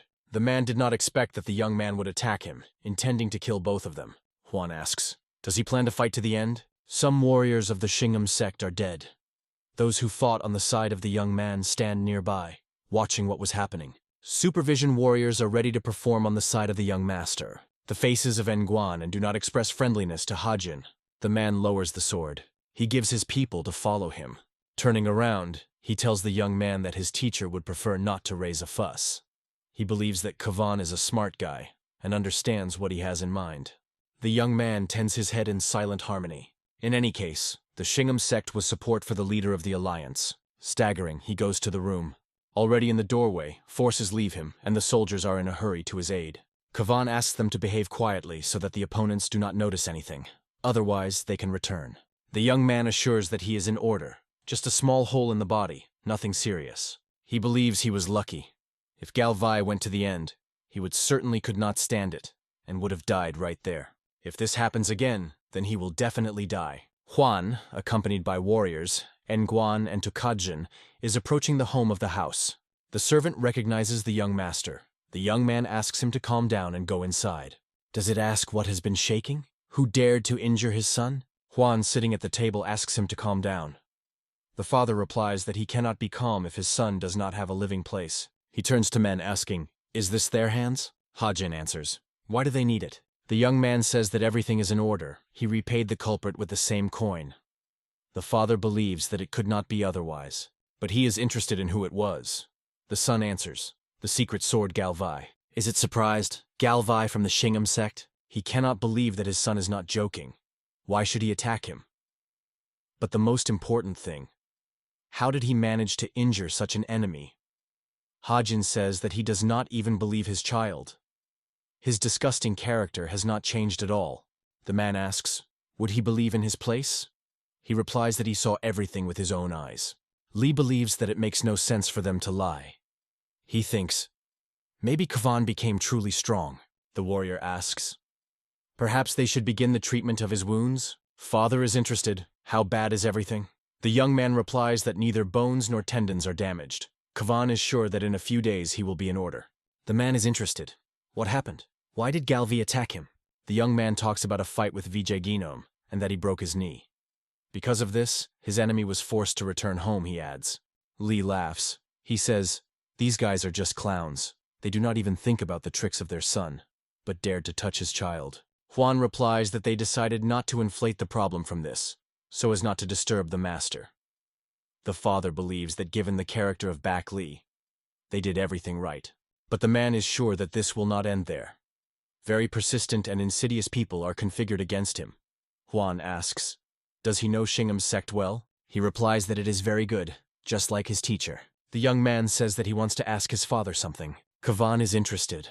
Are the master's words true that their sect of thunder is one of the branches of the divine palace of Chonui? Father asks, Baekweather, who said this? The man is interested. Why should he even know about it? He says that there is nothing to worry about. The external divine palace has long been destroyed. Juan asks the question, should the palace of the Divine Virgin and the palace Henses also seem to be descendants? Does it think that even if so, then what's the matter? Now few people know their names. The man advises him not to bother with all kinds of nonsense, but it is better to engage in himself. Suddenly he recalls something, and, handing his son a pill, asks him to open his mouth. The young man is interested. What is it? He explains that this is a medicine that he himself takes when he has a stomach. Juan throws a pill in his mouth. The young man is trying to clarify with his father about the medicine adopted by him. But Li Wan advises him to use the technique of Thunder Spirit to circulate energy before bedtime, and then it will become easier for him. Huan asks, "Is this really an ordinary cure for stomach disorder?" The father answers in the affirmative, and says that he can go. The young man thinks, why does he focus on energy circulation so if it is a common medicine? Suddenly he feels changes in his body. Sitting on the bed, Huan is meditating. His body is covered by a strong aura. He feels how it gets warmer and warmer inside. The young man is worried.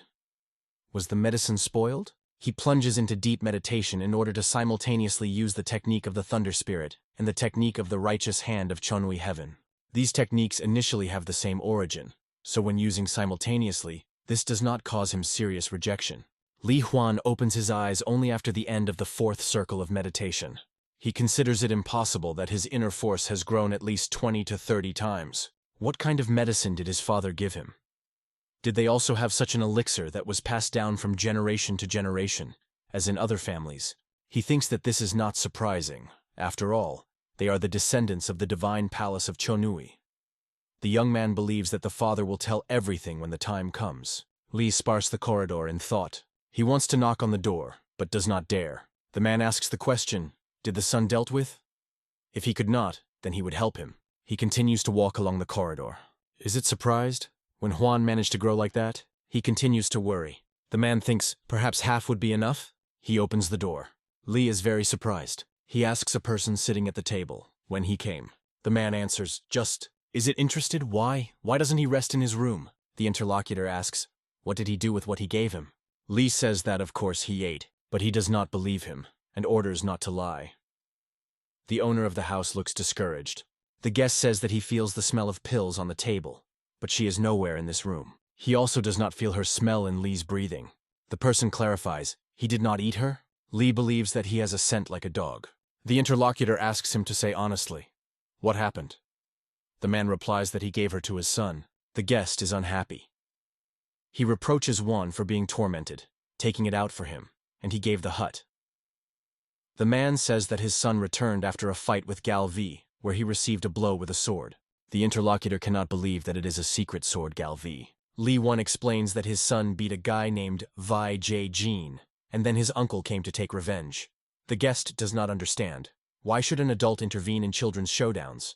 The man adds that Kavan apparently managed to hurt Gal Vi. The interlocutor is shocked by what he heard. He cannot believe that the young man managed to injure such an experienced warrior. He asks, how much Huan suffered? Li answers that he has wounds on the side and in his chest. Fortunately, its internal organs were not injured, but the sword touched Vienna. The interlocutor is cursing. The man asks him not to worry. His son will soon recover. He replies that he is worried about him. Huan is young and strong, his medicine is time. But what did he think about when he gave him a pill? The man says that this is all he can do for his son. Li Wan says that the boy lost his mother when he was 3 years old, and he only did that he scolded him. If you think about it, until that moment he did nothing good for him. The guest asks, what about him then? If he is not cured, he will die, without having to live up to 50, like his father. Li believes that it is worth it. He asks, wouldn't the interlocutor do the same if his child was in the place of the hut? He is forced to agree with him. He asks a man to just take care of himself. If he dies before him, then his ghost will forever pursue Li Wan. The man does not know whether he should believe in ghosts, but his guest disappears, like some kind of ghost. Several people are sitting at the great hall at the table. A man sitting at the head of the table turns to one of them.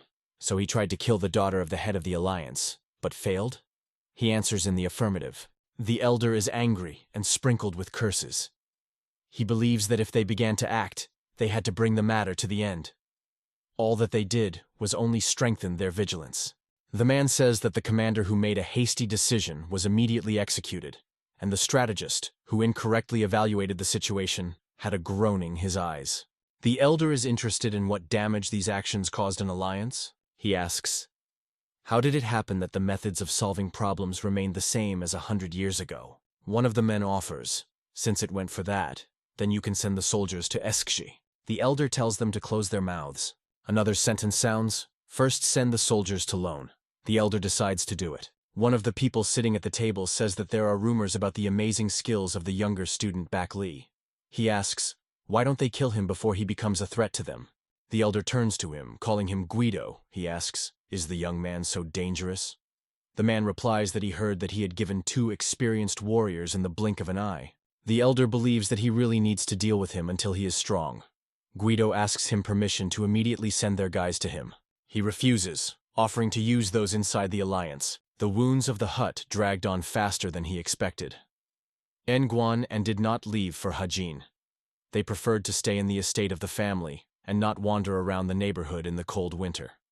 Lee didn't try to get rid of them either. The new year has come, and I boil 19 years old. In the evening, the guest Li Wan opens the door to his room. The young man, immersed in thought, hears someone entering the room. He turns his head to see the person who entered. A man stands in the doorway, stroking a hut. The young man asks uncle when he arrived. He replies that recently, he needed to drink with his father for the new year, because he is his only drinking companion. He asks, perhaps Kavan is dissatisfied with the fact that he is here? He says that this is not the point. Uncle is interested. Then why does he have such an expression on his face? Maybe he should leave better? Juan answers negatively. How can he not be happy with his visit? A man is looking for something in the folds of his robe. Then he holds out some object to the young man. He asks, "What is it?" And he receives an answer. This is his New Year's gift. Kvan thinks that if he refuses, then his uncle will be offended. He thanks the man. He asks him to take care of his father. With his bad character, it never knows what he can do. The young man replies that he will send someone to check the father from time to time. Uncle praises him for caring. He thinks that now, looking at the young man, you can't even suspect that he was recently injured. He leaves, throwing goodbye. Rest well. Juan considers the gift. Taking a brochure in his hands, he reads, "When a ghost takes 99 steps, everyone in the world is blind." He understands that this is the same 99 steps of the ghost. Among all martial arts, there are several deceitful techniques, and this is one of them. The young man believes that this is already too much. He must return the gift. He will hear his uncle's voice, speaking to leave it for himself. He has nothing more to give him. The young man mentally thanks the man. Juan sits at the table opposite his father. He asks, what did he want to talk to him early in the morning? The young man replies that he wants to ask him about 2 things, but let his father promise that he will not ask anything when he hears his requests. The man is interested. What does he mean?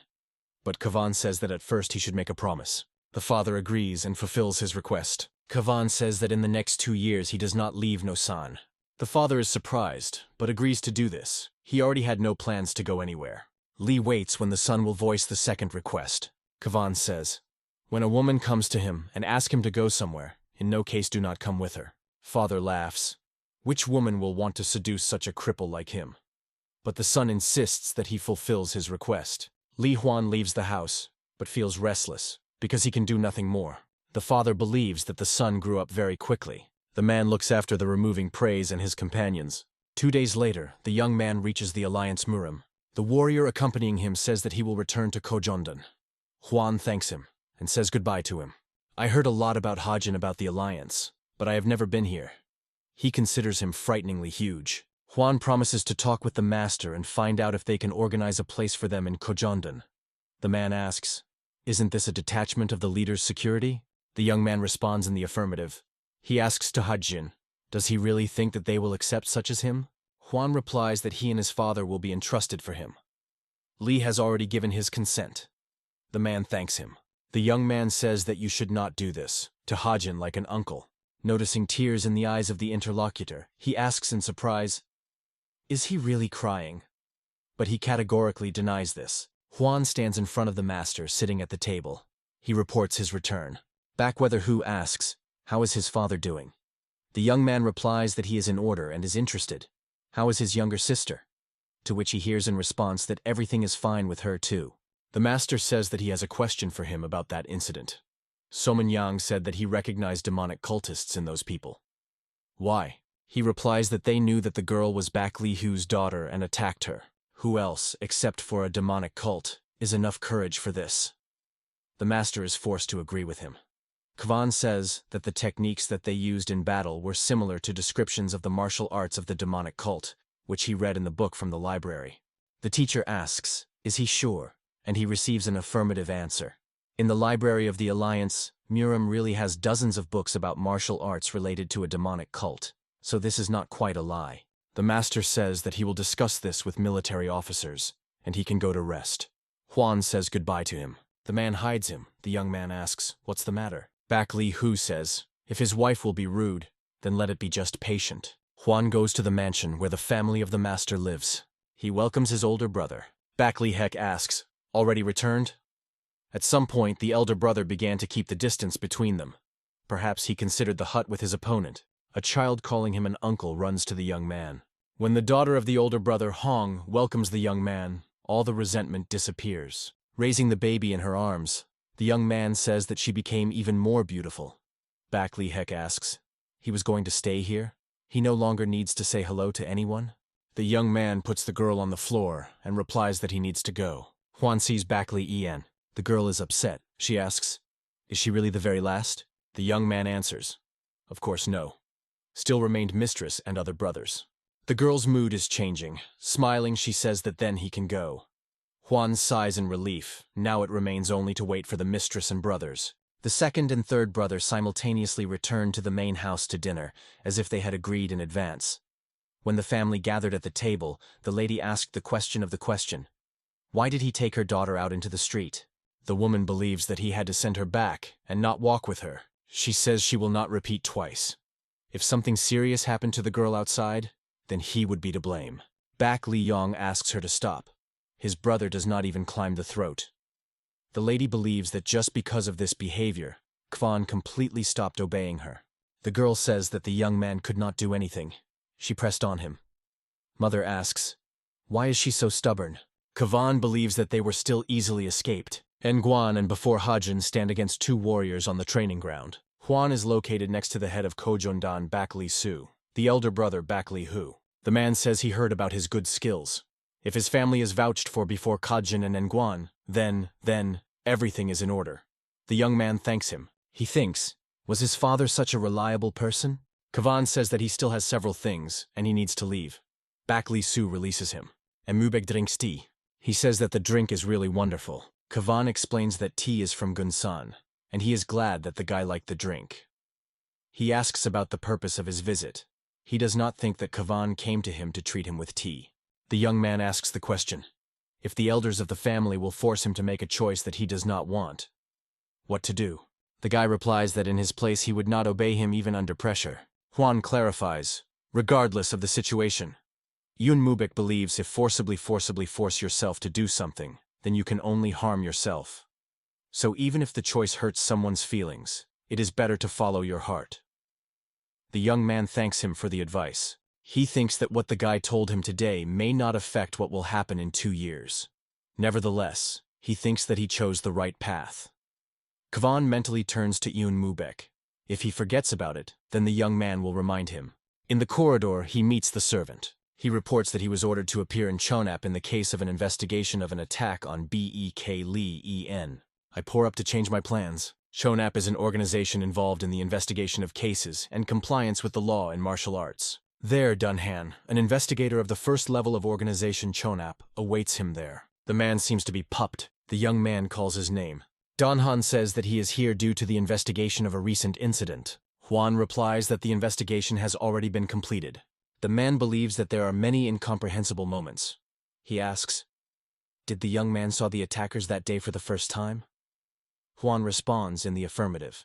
Danhan believes that even he coped with them, then they are not so strong.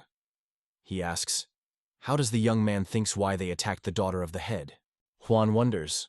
The man considers the attackers weak only because he overcome them? He thinks that these villains almost hurt his sister in order to only get to the teacher. Danhan asks, he did not notice anything special when they committed suicide? The young man responds negatively. A man considers it strange to kill himself when there is an opportunity to escape. Kwan thinks that they tried to avoid further questions and torture. Dunhan asks, did he make them do it? Kwan is surprised by such a question. Danghan says that sometimes young people do such things to win the location of the girl.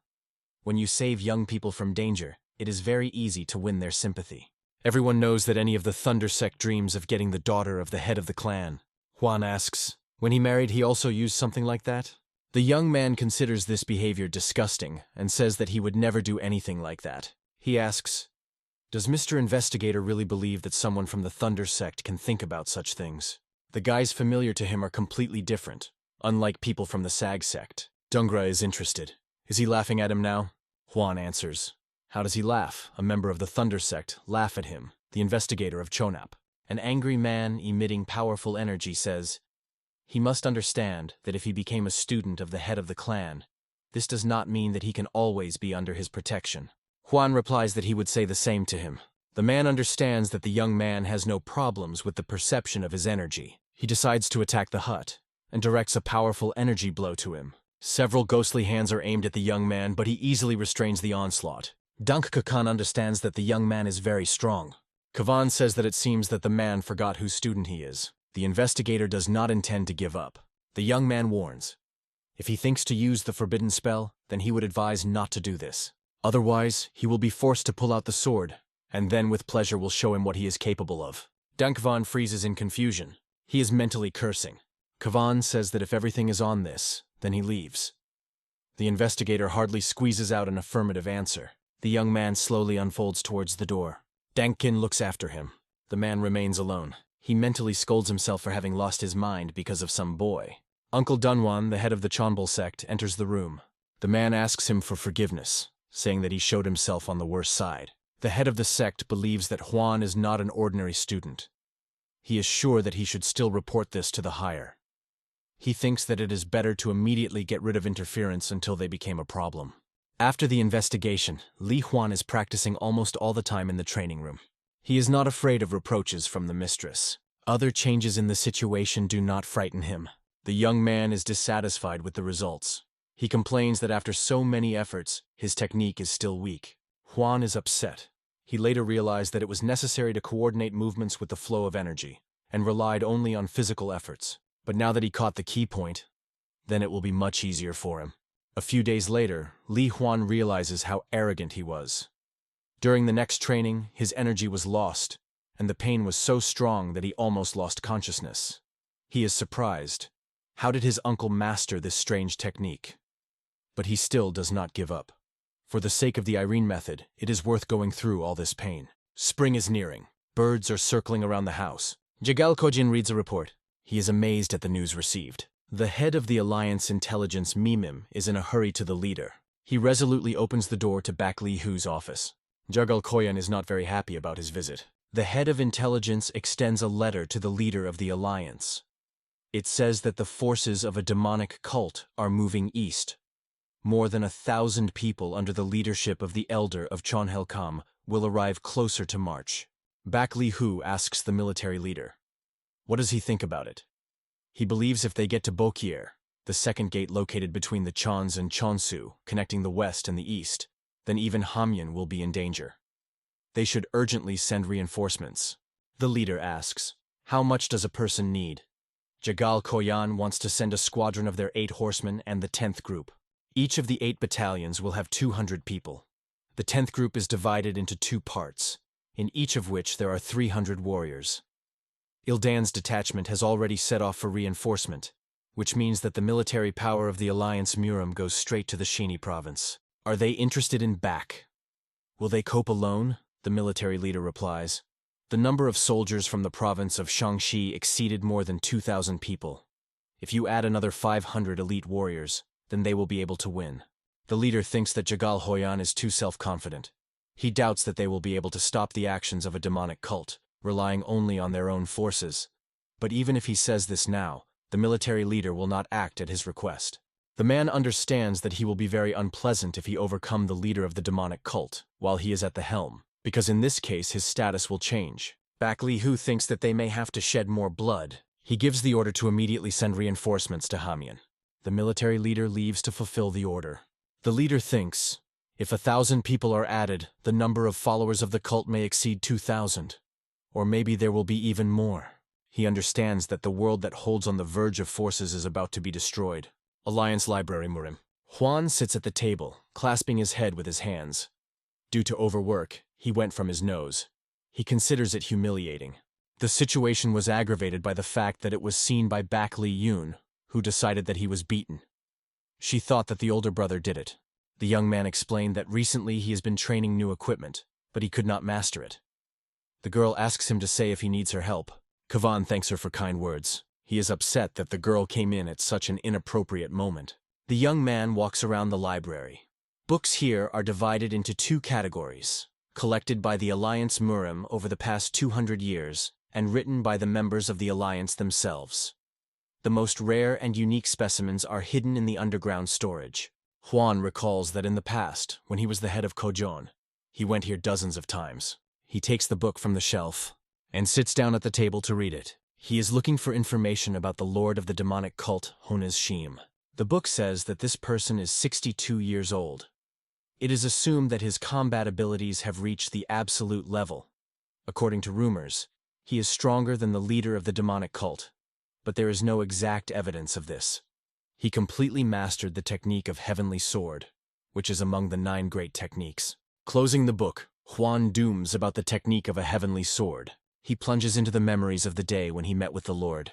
The young man recalls how masterfully he controlled with a sword. He is trying to reproduce in memory all the details of that battle. Juan compares his capabilities with the power of the Lord. He is not at all sure that he will be able to stop Honez Shim with the technique of a sword of thunder or a heavenly network. By introducing the battle with the Lord, he understands that his strength is better than before, but he is still weak. Even with his current enlightenment, he will not be able to defeat the technique of a heavenly sword. He is trying to find other methods in the book that can withstand this technique. The young man finds information about Sengi Shim, another lord, whose age is 64 years old. He also reached the absolute limit and masterfully owns the techniques of great magic belonging to the demonic cult. It seems that he has already met this person before. He believes that he should be deeper to understand the mental confrontation that he got to earlier. Returning to the training room, Li Huan focused on the study of a mental confrontation. Time has passed at 1 in the morning. The door opens and En Hyunjung enters. The young man is surprised. After his brother became the head of the White Dragon, he rarely appears in the hall. Juan asks, "Something happened?" He is probably busy but still came here. He replies that he does not know when he can still return.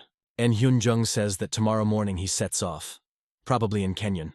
Juan recalls that very soon the brother will join the second reinforcement. He is trying to recall what exactly happened at that moment in his life. The young man carefully strains memory. He recalls the return of the second older brother. The jubilant people were met by Yin Hyun Chong as a hero. From that moment, he had a tense relationship with his first older brother. Kavan considers the brothers petty and miserable. It was then that suspicious movements began to take place inside the Union. The young man thinks that perhaps this was somehow connected. En Hyunjung asks him not to be angry with the third older brother. The young man replies that he is not angry. But the guy objects. He is not blind, and sees that Soman Yang is jealous of him because of the younger sister. Juan assures that he is still not angry. This is pleasing to the brother. He believes that, most likely, he is simply nervous because of the rapid progress of the hut. The young man replies that he realized what En Hyunjung wants to tell him. The brother says that then they will see at dinner. Kavan asks, can he also warn him about something? He says, if the followers of the demonic cult begin to retreat, then you do not need to chase them too long. And Hyunjung is surprised by his words. Kavan explains, these demons are very insidious. They will never let go so simply without preparing a trap. He read about this in the book today in the library. The brother asks him not to worry. He is definitely not capable of recklessness. Kavan replies that he knows, but still asks him, if they suddenly find themselves in such a situation, he will remember his warning. En Hyunjung promises to remember the words of his younger brother. Juan is surprised. Did the brother just smile? He hopes that this smile will stay with him for a long time. Mentally, he asks him not to die. That night, the young man goes to Jandagan. They have a conversation sitting at the table. The man asks, so he is still not an empty place for his younger brother. He asks for forgiveness. He was too busy. Jan Dean is interested in, what kind of wind brought him here? The young man says that he needs to discuss an important matter. He emphasizes that it is very urgent. The man asks, what's the matter? Juan believes that it is necessary to conduct a secret investigation. The interlocutor is interested. What does he want to investigate? The young man replies that some people need to check. Those whose behavior is suspicious. A man requires details. Without accurate information, he believes, here not to figure it out. It seems that someone is trying to challenge the authority of the head of the alliance. Jandine asks, is he sure? The young man replies that not yet, therefore, a check is required. He takes responsibility. The man says that he had goosebumps. Juan admits that he himself is a little scared. Jan Dagan reminds him of the conversation where he informed him that something important was stolen in Shaolin. The young man asks, "Did they find out that it was?" The interlocutor answers in the affirmative. Tajin himself was lost, a unique pill with strong energy of yang. Jan Dagan says this is one of the rarest pills with a powerful yang energy.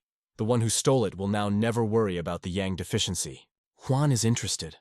Why did they make a pill with such powerful energy in Shaolin? The man begins to explain to him why the medicine needed. At the end of March, the dragon climbing tournament began, in which the third brother participates.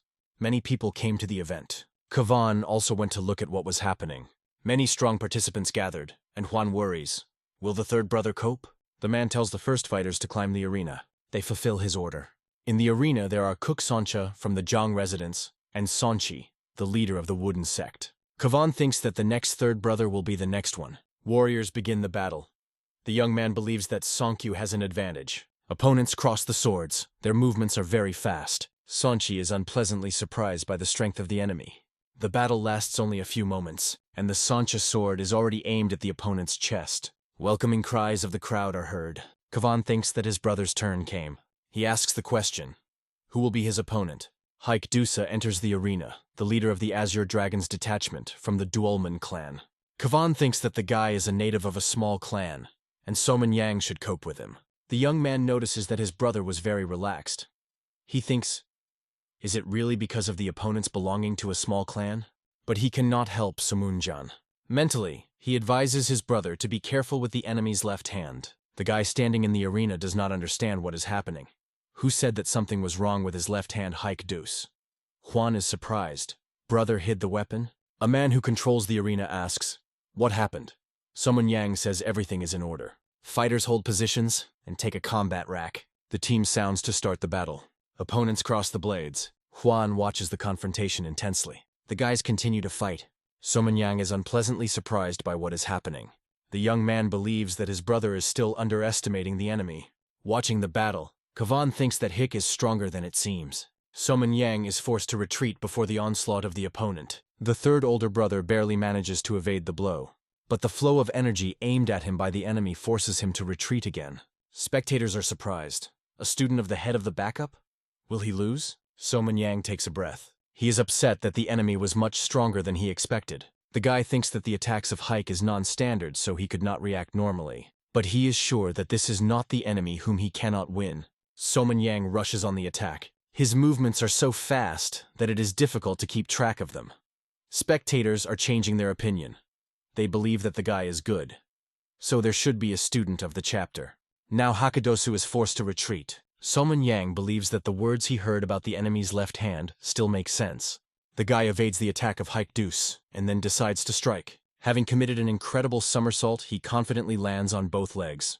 The manager stops the battle. Haik Assistance has a wound on his chest. The winner is announced by Soman Yang. He thinks that without a telepathic clue, he would definitely lose. Kvan mentally asks for forgiveness from Haik Deuce, believing that for a guy it will be a lesson. A year later, becoming his subordinates, he died. That is why Li Huan intervened. Even if he does not like his older brother, he decided to help him only because of this. The girl considers her brother cool, so Munjan mashed it to his sister with his hand. Having avoided danger in the first battle, the guy won the second battle, becoming the head of the detachment of the Azure Dragons. Finally, Li Huan was able to focus on training. The young man hones his skill. Closing his eyes and holding his sword in his hands, he tries to concentrate. Considering the blade, he thinks that all this is somehow strange. Even using the Yang Ishim method to simultaneously use the Nujan and Chonshim technique. How did his internal force be able to reach such a level in just 12 years? He believes that this is not like the truth. He recalls his father handing him a pill. Then the words of John Dagan, who reporting on the disappearance of Samyan Takandan, come to his mind.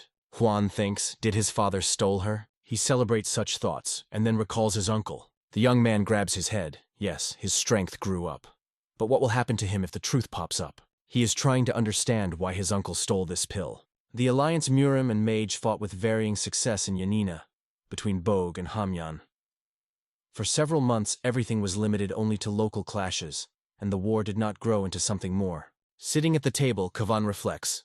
The offensive by Mage will begin in 2 years, but for now they still have time. Suddenly he recalls the attack on his younger sister. the battle with the secret sword Galvi, and understands that the time is probably even less in reserve. Too much has changed. Juan walks along the street. He believes that he needs to become stronger in the shortest possible time. The young man hears how he is naked. Looking around, he sees Unmubek. Juan is interested. What is he doing here?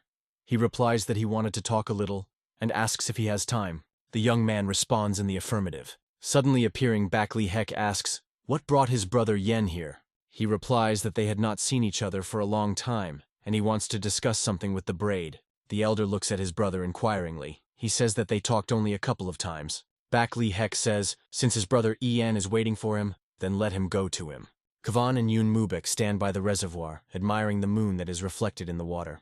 The guy says that he probably knows how the alliance is divided. The young man believes that he has already decided something. The interlocutor asks the question. What does he think about it? Juan believes that this is too ridiculous. Unmubek laughs, and then suddenly becomes serious. He carefully looks at the butterfly flutters near his face. It produces manipulations with the hands around the flying moth. His movements are so fast that it seems like he has several hands. Juan is amazed. In just a couple of movements, he completely took control of the space. This is more than just the pinnacle of skill. Unmubek allows the butterfly to fly away. He says that those who do not like it are united in the same group. The young man objects. In the alliance, you cannot form fractions. The guy replies that they do not create groups, but simply strive for the rightness. The butterfly approaches the praise. He directs a light flow of energy to her.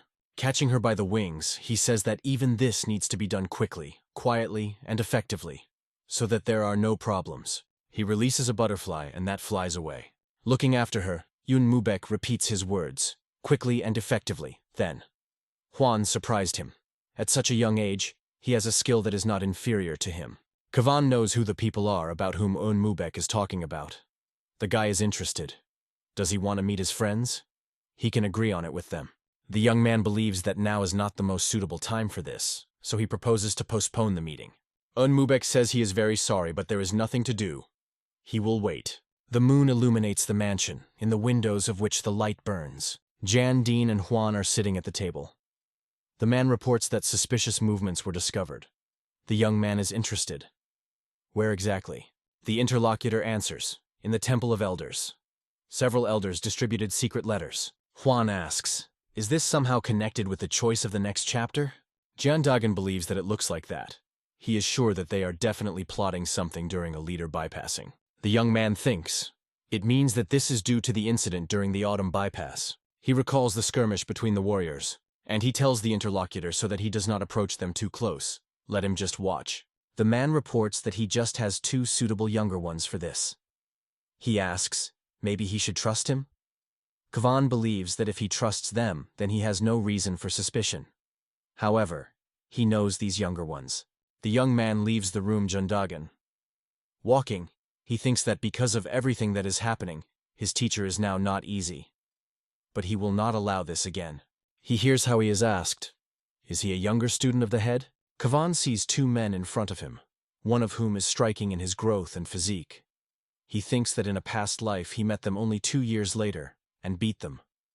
But now he is only 19 years old, and he is better not to stand out. The young man seems to be, and he says that he is glad to meet Namgun and Pechen here. They ask him, so he defeated people from a magician? At such a young age, such a victory is impressive. Juan replies that they are flattering him. He is not as experienced as they. The young man says that since they met, he would like to see his skill. The young man is trying to dissuade, citing the fact that he is busy. Gromala says, is this just a couple of movements with a sword, or does he have no time for this? He asks, or maybe he believes that their skills are just a joke. The satellite asks him not to be so rude, and he asks the young man. He does not want to get a thrashing. He thinks that they themselves asked. The young man says that he heard that his father is limping on one leg. And how does he manage with a sword? Thunder laughs with such a shaky support, his sword will hang back and forth. Kavan says that if they want to see his skills, then you need to find a more single place. Men agree with him. The young man reports that he has a great place in the mind.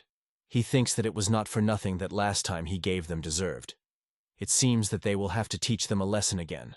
They walk along the path, wriggling among tall trees. Going into the clearing, Juan turns to face the opponents. The young man says he did not know about this hidden place. Gromila believes that you can get drunk here and no one will know. His friend agrees. This is a great idea. He speaks puppy. Do not think that we hate you. All for his good. He hopes that the young man understands what he means. He answers, of course, they want to teach him something. The interlocutor says that he is not a fool. Thunder, pulling out the sword, offers to start the battle. He rushes to the young man. With a cry, let's see what you are capable of. He attacks him in a jump. Juan jumps back, avoiding a blow. The enemy waves a sword in dangerous proximity to him. Juan, with a blade in his hands, rushes at the thug. He again pushes away from the ground to bring down the sword on top of the young man. He strikes with force, but Juan retzes him easily. In the eyes of the young man, powerful energy blazes. The enemy begins to understand that the battle will be difficult. He is forced to retreat under the pressure of the hut. The young man attacks a man. Their blades are crossed. Juan directs an energy stream to the enemy. He is surprised and hardly opposes vortex breathing. He thinks that only a true master can repeat this technique. How was the 19-year-old kid was able to do this? The flow of energy crowns Gromila back, despite his perseverance. The Kvan, covered by a powerful aura, rushes at the enemy. Putting his palms forward, he directs all his strength to the man's chest. He is forced to scream in pain. Then the young man soars up, and with a blow to the enemy sends the enemy on the flight. Having passed some distance, he falls to the ground. His friend, cursing, rushes at the hut. The young man turns around when the enemy almost overtakes him. He is preparing to repel the attack. Their swords are crossed. Powerful energy is blazing in the eyes of the hut. He manages to throw the enemy back, but he immediately rushes forward. He is trying to deliver a stroke with a sword, but the young man beats an energy stream in the enemy's chest, and he throws back far back. Since his weight is less than that of a friend, the path of his flight is greater. Lying on the ground, he is trying to catch his breath, but suddenly a blade appears in front of his face. Juan, standing above him and hiding the sword in the scabbard, declares his victory. He bows, saying that they learned a lot from them. The defeated enemy, frowning with pain, thinks, who only taught whom? Mentally, he scolds his uncle. He believes that they cannot cope with such a monster. Leaving, Juan says that he was just lucky today, and he hopes that they will still see himself. He leaves the clearing, and friends remain on the ground. The young man sprinkles curses.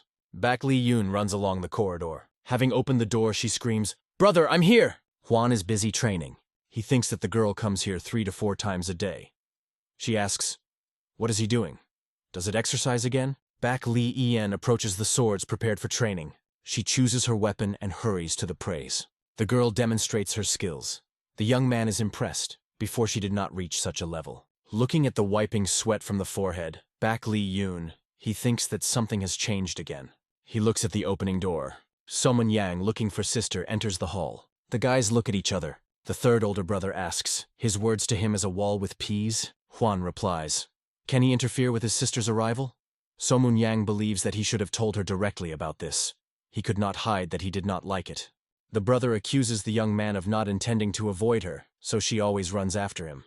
Kvan thinks that he is still not too cruel with him, only because he is his brother, but everything has his own boundaries. He says that Somun Jan is worthy of her more. He has good ties because he is from a family with a decent origin. So what bothers him? He replies that he is not worried. Why does he behave like that? Kvan says that, of course, he should not. Somun Jan recalls that he would not forget about the consequences and be careful in his actions. The girl finally notices the arrival of her older brother. The guy asks, she plunged so much in classes that she did not see him? She says that he is busy, so why he came here? And he hears in response, he is here to tell something to the younger brother. He reports that VJ Jean returned. Juan is only a little surprised. He avoids trouble and does not leave Choshanvon for a long time. Months passed, and it came on August 8th. Juan hears him naughty. He welcomes Baeklyhu. He asks him to take Hong and go with her to Chonanjon. The girl wants to look at the lotuses, and he needs to visit Zhonchon, but his mother Hong cannot go out from behind Yuni. A girl rushes to the young man screaming, "Uncle!" She hugs him by the leg. He flutters her hair. The girl offers to go to look at the lotuses. They are so beautiful. Juan agrees and takes her in his arms. He tells his brother that they are leaving. Bringing the baby in her arms, he goes to Chonajon. They are accompanied by 3 warriors. He thinks, what are the consequences of this case? He tells the soldiers, if problems arise, then first of all they should protect the child. They agree with him, but they believe that no one cares about the girl. Hong is delighted with the lake with blooming lotuses. She runs ahead of the hut. He follows her. Warriors stop at some distance. Hong admires the lake. The young man carefully looks around. The one saw makes him alarmed. Vijay Jin is approaching them, accompanied by 4 warriors. The young man hurries to meet him. The guy says they have not seen each other for a long time. Juan is interested. How is his leg? Vijay Jin mentally offends him. He says that everything is in order. Thanks to him, he was able to think everything over. The young man hopes that these thoughts will help him develop. The guy thinks that for a 19-year-old skin, he is very self-confident. Vijay Jin sees a girl and asks, "Who is this?" Juan answers, "The daughter of an older brother." Hong greetings with a guy. He answers her and says that he is pleased to meet her. He asks Khan does he want to talk in a quieter place? He replies that he is happy, but he cannot leave the girl. Having frowned, the guy is interested. Next to this child, even a breeze cannot be blue. Kavan says that if the older brother hears it, then he will be very disappointed in him. Vijay Jin swifts. The girl offers Puppy to leave. She does not like the guy. He looks at her and calls a little thing. She does not want to communicate with him. Behind Vijay Jin, a voice is heard, asking his younger brother to step aside. Juan is mentally cursing and thinks, what is he doing here? A guy who seems to Vijay Chan, the older brother Vijay Jin, is forward. The young man remembers that later he will receive the title of the Divine Sword. Kavan says that they had not seen each other for a long time. If the last time he had not died at the hands of Hons, the Shinma, then most likely this man would be the cause of his death. Juan asks, adults are interested in children's fights? He considers it enough that Galvi has already intervened. The guy replies that that's why he came. He became curious who this child is, even if the elderly man was deceived. Wensed by hostile aura, Vijay Chan rushes an angry gaze to the young man. Juan does not take his eyes off. He has nothing to be ashamed. He allows the enemy to see his aura and is interested. What will he say to this? He replies that he is more problematic than expected. The guy promises to watch him in order to understand whether he really deserves to play with Shingam's students. If he decides that Juan is not worthy, then he will have to give him to the fullest. The young man is interested in, is there still something to say? If not, then he will go. The interlocutor agrees to leave conversations until next time. Juan, putting the girl's hand on her shoulder, says that they leave. Vijay Jen, looking after the removing young man, asks, will they really let him go? The guy replies that they have no choice. Does the brother offer to attack the student of the head right here in the middle of White Day? Moreover, in front of the granddaughter of the head? Vijay Jin is forced to agree with him. Vijay Chan tells his brother so far only to watch, they will somehow have a chance. The guy thinks that the young man restrained himself even in such a provocative situation. He considers him an interesting person. The night corridor is lit by lamps. During the training, Juan recalls that in his past life he fought twice with Vijay Chan. For the first time he lost. In the second, he gave for everything. He continues to practice. To use the Thunder Spirit technique, it is necessary to control the method of monitoring the mind and strength. And for the palm of the heavenly stream, to control the method of heavenly heart. Juan squeezes one hand into a fist and puts the second with his palm forward. It radiates a powerful flow of energy. Now he is sure that in this life Vijay Chan will seriously suffer from his hands. The elder brother says good. Juan did not expect his training to have witnesses. Baeklyhu says he realized that this is Chen Liu Chang. But what kind of style? The young man replies that this is the style of their family. Brother believes that the technique is excellent. It looks impressive, although in fact it is not so outstanding. He says that the streams of ki are different, but Juan has mastered both methods, and everything is in order. Baeklyhu believes that in any case, watching the training was interesting. He asks, did he meet Jay Chan? The young man confirms that he saw him when he was on a walk from Hong. The brother warns him not to think about Vijay Chan as his brother. He is even a complex opponent for him. Kavan replies that he will remember. Baeklyhu is going to leave. Then he stops, remembering something else. Turning around, the elder brother says, his father told him that Chenro is his now. Juan responds in the affirmative. Baeklyhu asks, he knows for sure what it is? He says, if Quan disappoints, then he will never forgive him. The young man looks at him thoughtfully. He recalls events from a past life. Baeklyhu, sitting at the table and bringing a bottle to his mouth, he asks Khan, does the young man think he perceives him as a younger brother? He asks him not to be mistaken. He is just a thief who stole what should belong to him. The next day, the older brother did not remember a single word that broke out of his mouth. Kavan thinks that this time, there should not be such a situation. He is determined to prevent this. At night of the same day, around midnight, Juan lies in bed. He is tormented by a bad dream. He approaches the old man sitting in front of him. He does not pay attention to him. The young man asks the question, "Who is it?" Hans Shinma opens his eyes that blaze with a bright light. Kavan delighted. What a powerful flow of energy. He hears someone asks, "What should we do?" The old man says that this is his child, but the great Asura chose him, and he does not know what to do. He listens to the conversation sitting at the table of people. The old man believes that the great Asura had the reason to choose this child. The interlocutor thinks that his nature is strange. If you do not deal with this, their school can be in danger. They decide that it needs to be stopped, and for this there is only one way. A sword that is located. The young man wakes up. He thinks, is it really Honus Shinma? I praise it as interesting. What is this place that he did not have time to hear about? And what kind of sword was we talking about? He grabs his head trying to understand. What did that old man do to him? Kavan knows that if he tells someone about this, he will be considered crazy. Although if you take its rebirth, can it be considered normal at all? He decides to continue to sleep. Maybe he will be lucky to see the next moment. But after that, he dreamed of only a nightmare in which he ran away from 3 tigers. A month later, Juan comes to the teacher. He says that he wants to go on a trip with him, and asks him to allow him to do this. The young man wants to go to change what happened in a past life. If you leave everything as it is, then trouble will happen. Baeklyhu asks him to name at least one reason why he should take him with him. Juan replies that he will not only call, but also show this reason. He takes out a sword from the scabbard and takes a step forward. Then he lifts the weapon and demonstrates his skill to the teacher. The man thinks that he has perfect sword movements. He makes a few more waves and raises up the blade filled with energy. Baeklyhu jumps up from the chair. He cannot believe his eyes. The master finds out. This is the formation of a sword aura, and this boy is only 19. Juan hides the blade in the sheath. Bowing in a bow, he says that he will never shame the honor of his teacher. Baeklyhu believes that talent does not always manifest itself immediately and fully.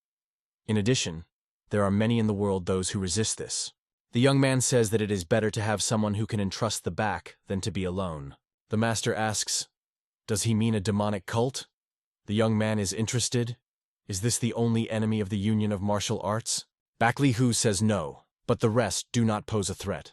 Kavan believes that he did not understand him correctly. The man asks, what does he mean then? The young man asks the question, does he really believe that the enemies are only obvious?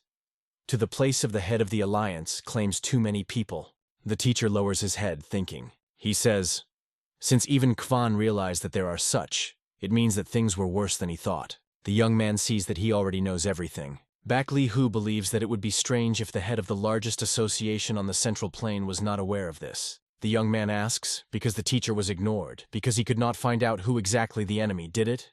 The man is surprised. How does he know this? Kavan replies that he is a student of the head of the Alliance Murim. The teacher laughs when he heard his words. He gives the praise the right to accompany him. The angry Soman Yang beats the table with his fist. He cannot believe that Baeklyhu wants to take the hut with him. Even he never traveled, and the teacher takes a younger student with him. What is so good that he deserved it? In anger, he sweeps the dishes from the table, while calling a young man a miserable boy from a third-rate family. Somun Yang says that he will not leave it so simply. Boiling with anger, the guy immediately goes to the praise. Finding a young man, he asks, he will really go? And he hears in response that the teacher had already given his consent. Somun Yang demands that he go and refuse a trip. Kavan replies that then instead, he will go with the younger sister to admire autumn leaves. The guy cannot believe what he heard, and Kavan continues. After all, his brother knows that he cannot refuse the girl in anything. Somun Yang changes his opinion. He says that Kavan can go, but let him promise that if his sister asks for the same after the trip, he will not go. The young man responds with consent, thinking that there are other ways to have a good time, except for admiring the leaves. The dawn came.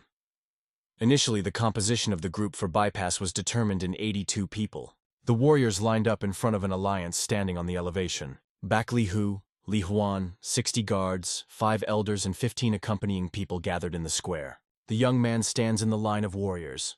Soldiers expect the order of the head of the alliance. Huan notes that Vijay Chan joined the group. This was a surprise to him. They set off. Huan sits on the riverbank. He hears how he is naked, interested. Is he a younger student of the head of the alliance? Wei Zhetian, the elder of the boat, appears before Khan. Li Huan is inclined in front of him in a welcome bow, but he asks him to do without ceremonies. A man, sitting on a stone, is interested. How is he doing? Huan replies that he has everything and asks him the same question. He replies that the weather is clear, the air is clean, but the wind carries an unpleasant odor. Huan says this aroma is not original. Greed ruined the hearts of people and made air rotten. The man considers his words wise. The head of the alliance is observed from afar. He thinks that the young man and the elder bowed to his side. A man is perplexed. How could such a person be born with his father? Although he thinks they say that Kavan went to his mother. In the evening, the group arrived at the foot of Mount Sun. The head says that night will come soon, and they will stop at the hotel. And tomorrow they will go to Shaolin. Get dark, light pours out of the hotel windows. Sitting at the table with a cup in his hands, Kavan thinks, since this room is located next to the one in which the teacher was located, it will be difficult for him to move. The young man hears the question. Is he here? Rising from the table, he answers in the affirmative, thinking at the same time, it is good that Vijay-chan came himself. Opening the door, he asks, what happened? The guy says that the older brothers want to see him. The guy does not understand why the young man behaves so friendly. He adds that Kavan can stay in the room if he is scared. The young man laughs. Why should he be afraid? And he tells the guy to lead him to the right place. Vijay Chong asks a question. What is wrong with the young man? A group of people sits at the set table. The guys are approaching them. Kavan sees that 4 young masters gathered in this room. Noting one of them, Kavan thinks that he is here. Bowing in a welcoming bow, he thanks them for the invitation and calls his name. Xiao Butcha from the Fengyun family says he is glad to meet his younger brother. The guy invites him to sit down at the table and holds out a glass. Huan replies that he does not really know how to drink, but he will not refuse their treats. The guy pours him a drink, laughing that he is brave and he likes it. Vijay-chan is mentally cursing. Not for this he called the hut. One of the guys is interested in, he heard that the young man broke his leg to the younger brother Gina. Suddenly, one master jumps right in the face of another. Coughing, he is trying to somehow justify himself to the older brother Chungguan. The guy continues to speak. He suggests checking what Huan is still capable of. His hand, covered by a powerful aura, clenches into a fist. He directs a powerful flow of energy directly to the young man. The force directed to the prey sweeps the dishes located in her way. Young masters are indignant and try to stop the Huangbo. Putting the palm forward, the Huan defends himself from the blow. He directs his own energy towards the enemy, and the dishes fly towards the guy. The young man is interested. Is this a thunderstorm technique? Actually, he is impressed, but he believes that it is not worth using this, being tipsy. The guy offends him. Xiao Bacha thinks that he was too strange to throw this technique. He understands who decided to give the debt for the past. Kavan believes that you need to order new food and drinks. Xiao Boch says that let them carry more, in reserve. Vijay-chan thinks that he will have to deal with praise alone. The next morning, the soldiers lined up in front of the head of the alliance in anticipation of the order. Yesterday's drinking companions, holding his head, think, who knew that this boy knows how to drink so well? Baeklyhu thinks.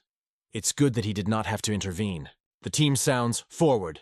Warriors approach the gate. A line of monks lined up in front of them. A man is engaged in weeding the garden. Having finished work, he glances at the bed. Experiencing his tired back, he rejoices that the work is finished. The temple of Shaolin, the rector's room. Huan asks, when will the master come out? And he hears in response that this will probably take at least an hour. The young man asks if he can take a walk around then. Baeklyhu asks him just not to go far. Huan is inclined in a grateful bow. He goes through the territory of the monastery. Monks train on the site. The young man continues his way, following. He approaches one of the buildings. Suddenly he is naked. The young monk says that the Arhatov Hall is not a place for outsiders. The young man asks for forgiveness. This is a place where monks who accepted official vows in Shaolin practice martial arts. Huan seems to be. And once again he asks for forgiveness for the mistake made, which he can only explain the lack of knowledge. The monk says that his name is Men-un, and asks him to go back. When the young man was about to leave, another monk came up and asked, what happened? Men-un replies, nothing special. The sacrifice from the Alliance Muram came here by mistake. The interlocutor asks, by mistake? Men-un is justified. Probably. The door was left open. The monk is outraged. He believes that such an accident can cause big problems. And he calls it just a mistake? He asks, who was supposed to close the door? Men-un answers, it seems Menji. The monk says that the decision regarding Menji will depend on the master. But for now they need to solve an urgent problem. He seems to be puppy. His name is Men-young. The young man is surprised. Is that the same Shaolin Iron Buddha Menshon? After all, this is the greatest Arhat Shaolin, who will later be known as one of the 10 Great Masters. And according to rumors, he has a stubborn character. The monk says that entering the Arhat's hall is the greatest rudeness. Huan replies that he was in no way aimed at Shaolin's martial arts or something like that. But Men Young doubts. Who knows what is on his mind? The young man is interested. Does he need to give evidence? The interlocutor considers this a good idea. There is a quiet, good place nearby. The young man asks to show him the way. The monk offers to follow him. Soon they find themselves in a forest glade. The monk says that no matter what the outcome is, you cannot blame the opponent. Huan answers, of course. And what kind of man to whine after 1 or 2 blows? The monk, having heard his words, laughs. Having accepted the combat rack, he says the brawl that he can use his sword. The young man replies that he prefers the flesh to meet the flesh, and iron with iron. The monk says, it's a pity that he only met him now. Huan asks for permission to start. He attacks the enemy. Men Young is ready to repel the attack. They contrast each other with their energy. The monk is surprised. The Bodhisattva lotus boinths. Huan strikes with a fist covered by powerful energy. Men Young demonstrates his strength to him. Opponents are more than seriously configured. Men Yuen is surprised.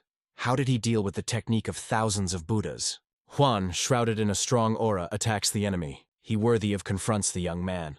The blow follows the blow.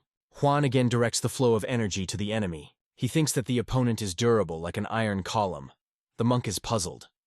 Why is this youth so strong? Some sound makes them stop. Kavan thinks the voice of some old man. Where does it come from? The monk releases Menuna. He dutifully tilts his head in front of the master. Men Young, turning to the praise, invites him to follow himself. They walk along the path. The young man believes that they have already passed a rather large distance from the place where they fought. They go to the bed on which some person is busy. Huan is amazed. Did he really hear from here what was happening in the bamboo grove? The voice was so clean, as if he had come from somewhere very close. He is wondering who he is. The monk, turning to a person occupied by the beds, says that he brought him. He answers, excellent. How is he on the strength? Men Young, check the back of the head, replies that he was stronger than expected. The man says that he planted a seed the size of a point on paper, and in the end, having eating fertilizers, it became so. He demonstrates the carrots to them. The man says that Men Young can go, and he tells the young man to take a basket with vegetables and follow him. The monk says goodbye and leaves. Huan takes a basket and follows the man in the house. Huan sits at the table. The owner of the house warms the kettle, saying that the majority will quietly slip away when they sit so, and he does not start conversation with them. The young man replies that he considers it unacceptable to leave the eldest without his consent. A man pours him a drink, saying that this is his fee for help with vegetables. Huan drinks the treated. His face is overwhelmed by disgust. The drink is extremely tasteless. The man says, does he really think that the monks give anything to everyone I meet? In such a situation, you need to drink, smile, and say, thank you. The man also drinks the drink, jerks it. He says he insisted for too long. Huan wonders who is this old monk. The owner of the house asks, is he a child of heavenly power? The young man says, he heard that in ancient times they called monks. The interlocutor answers, it is. But now no one would call them so. Huan asks how he found out about him. He replies that it is not difficult. His energy speaks for itself. The young man asks, does he know about the Wall of a Thunderfist? The monk says that he knows only part of the name. Initially, it was a Thunderfist of God. He adds that in the morning he was waiting for him in the garden. Huan is surprised by his words. The monk says that he has some divine illumination. The young man would believe if he said that he had been waiting for him for 100 years. Huan is amazed. Wait for him for 100 years. But why? The interlocutor says that he, of course, is curious, but let him accept only what he said. He will learn the rest later. He scolds the taste of the drink. Kavan thinks that he uses words unusual for monks. The man hands him a book, saying that this is a diary of one crazy old man. Huan, picking up a brochure, flipping through the pages. The owner of the house says that the owner of the diary ordered him to give him a child of heavenly power when he meets him. The man adds that his mission is over on this, and Huan can go. He complains of back pain and asks him to leave. He wants to lie down and take a bit a little. Kavan says he will come to him later. A man already lying in bed asks. The young man remembers what he told him in the garden. The young man recalls how he said that he planted a seed the size of a point, and as a result, eating fertilizers, it turned into carrots. He answers, something about vegetables that feed on fertilizers. The old man answers, right, and asks him not to forget that everything starts from scratch. Huan says goodbye and leaves. The head of the alliance and its escort leave the monastery. Juan wonders, and what was it? The face of the head of the alliance is overshadowed by heavy thoughts and a lot of determination. The young man is mentally swearing. The sun illuminates a small mansion.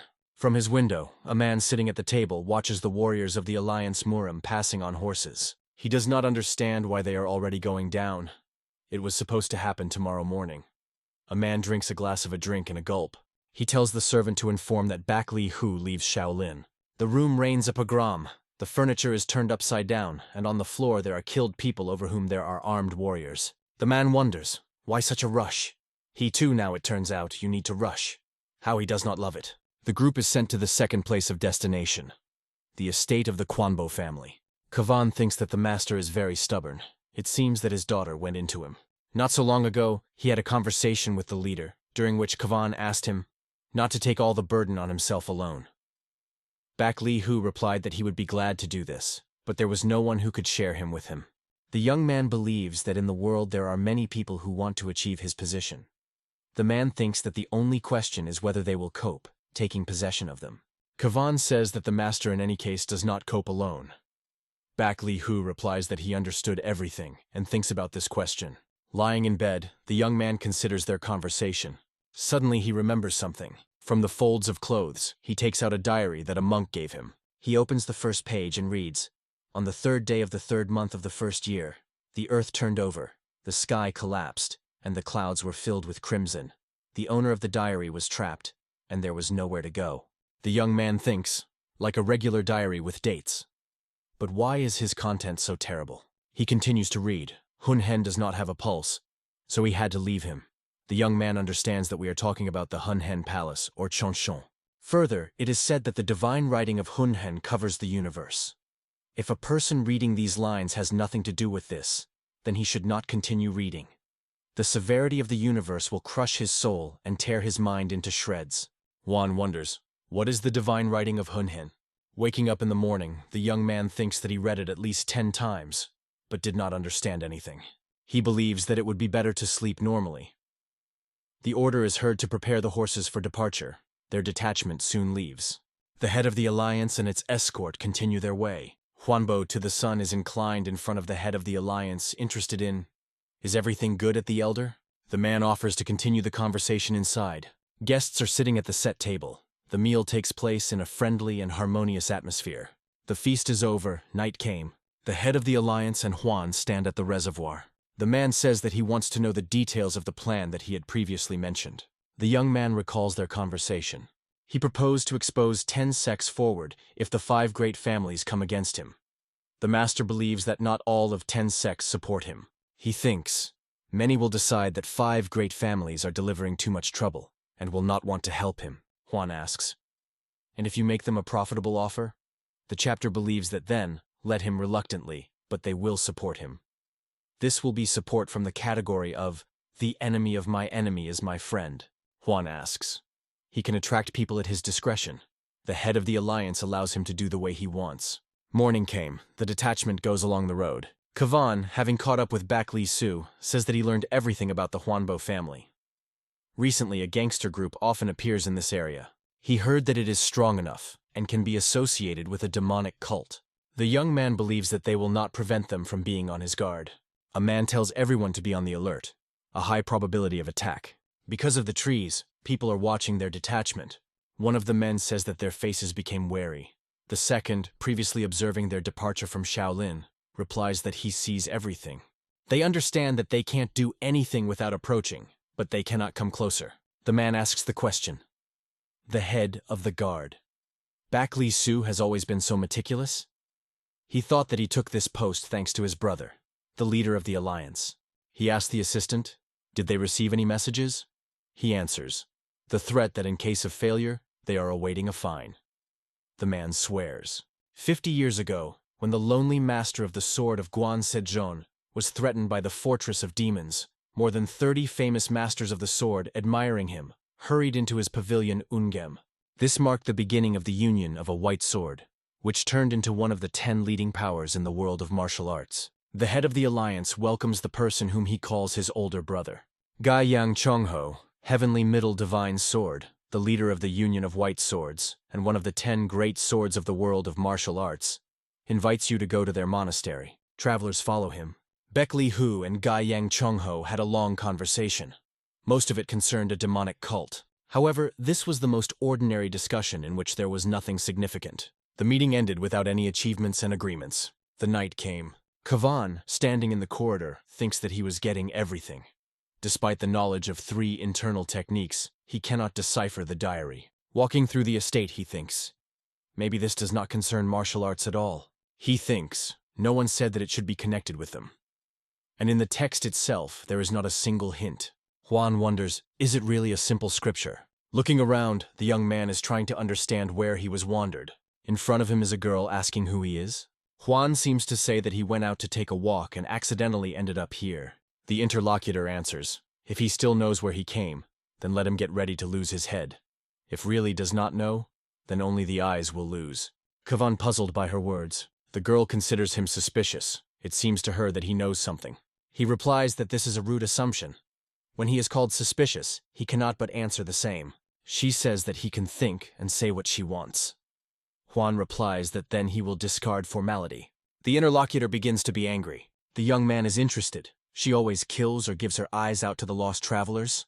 Is this her hobby? The girl considers him funny. He replies that she is a funny no less than him. She says that this is her possessions and no one can come here. Those who still come, either thieves or suicides. Juan asks, how can someone know that you can't come here? The girl is interested. Is he illiterate? And adds that a sign hangs at the entrance. The young man replies that he did not notice her. She says that his eyes probably rotted. Kvan believes that if the place is so important, then it needs to be locked. He claims that he understood everything. To kill people must be her hobby, so everything is as it is. The girl takes out the sword from the scabbard, saying she will see if he can behave in the same way when she cuts his neck. Juan believes that her dumb blade does not even scratch him. The girl replies that they will check it now. She attacks the young man, but he evades. And then, grabbing his sword, she wretzes another blow. Juan attacks in response. For some time, the girl manages to restrain his onslaught. She stops to gather strength, and preparing to deliver another blow. Suddenly a scream is heard. Sang, enough! And the guy rushes to them. Kavan recognizes him. This is Guanyang Shingle. The girl says that he does not interfere. She wants to finish the begun. The guy replies that the young man is the guest of his father. If she cripples him, she will only harm herself. Sangha replies that she is unlikely to cripple him. He is stronger than her. She says that if anyone is in danger, then this is her.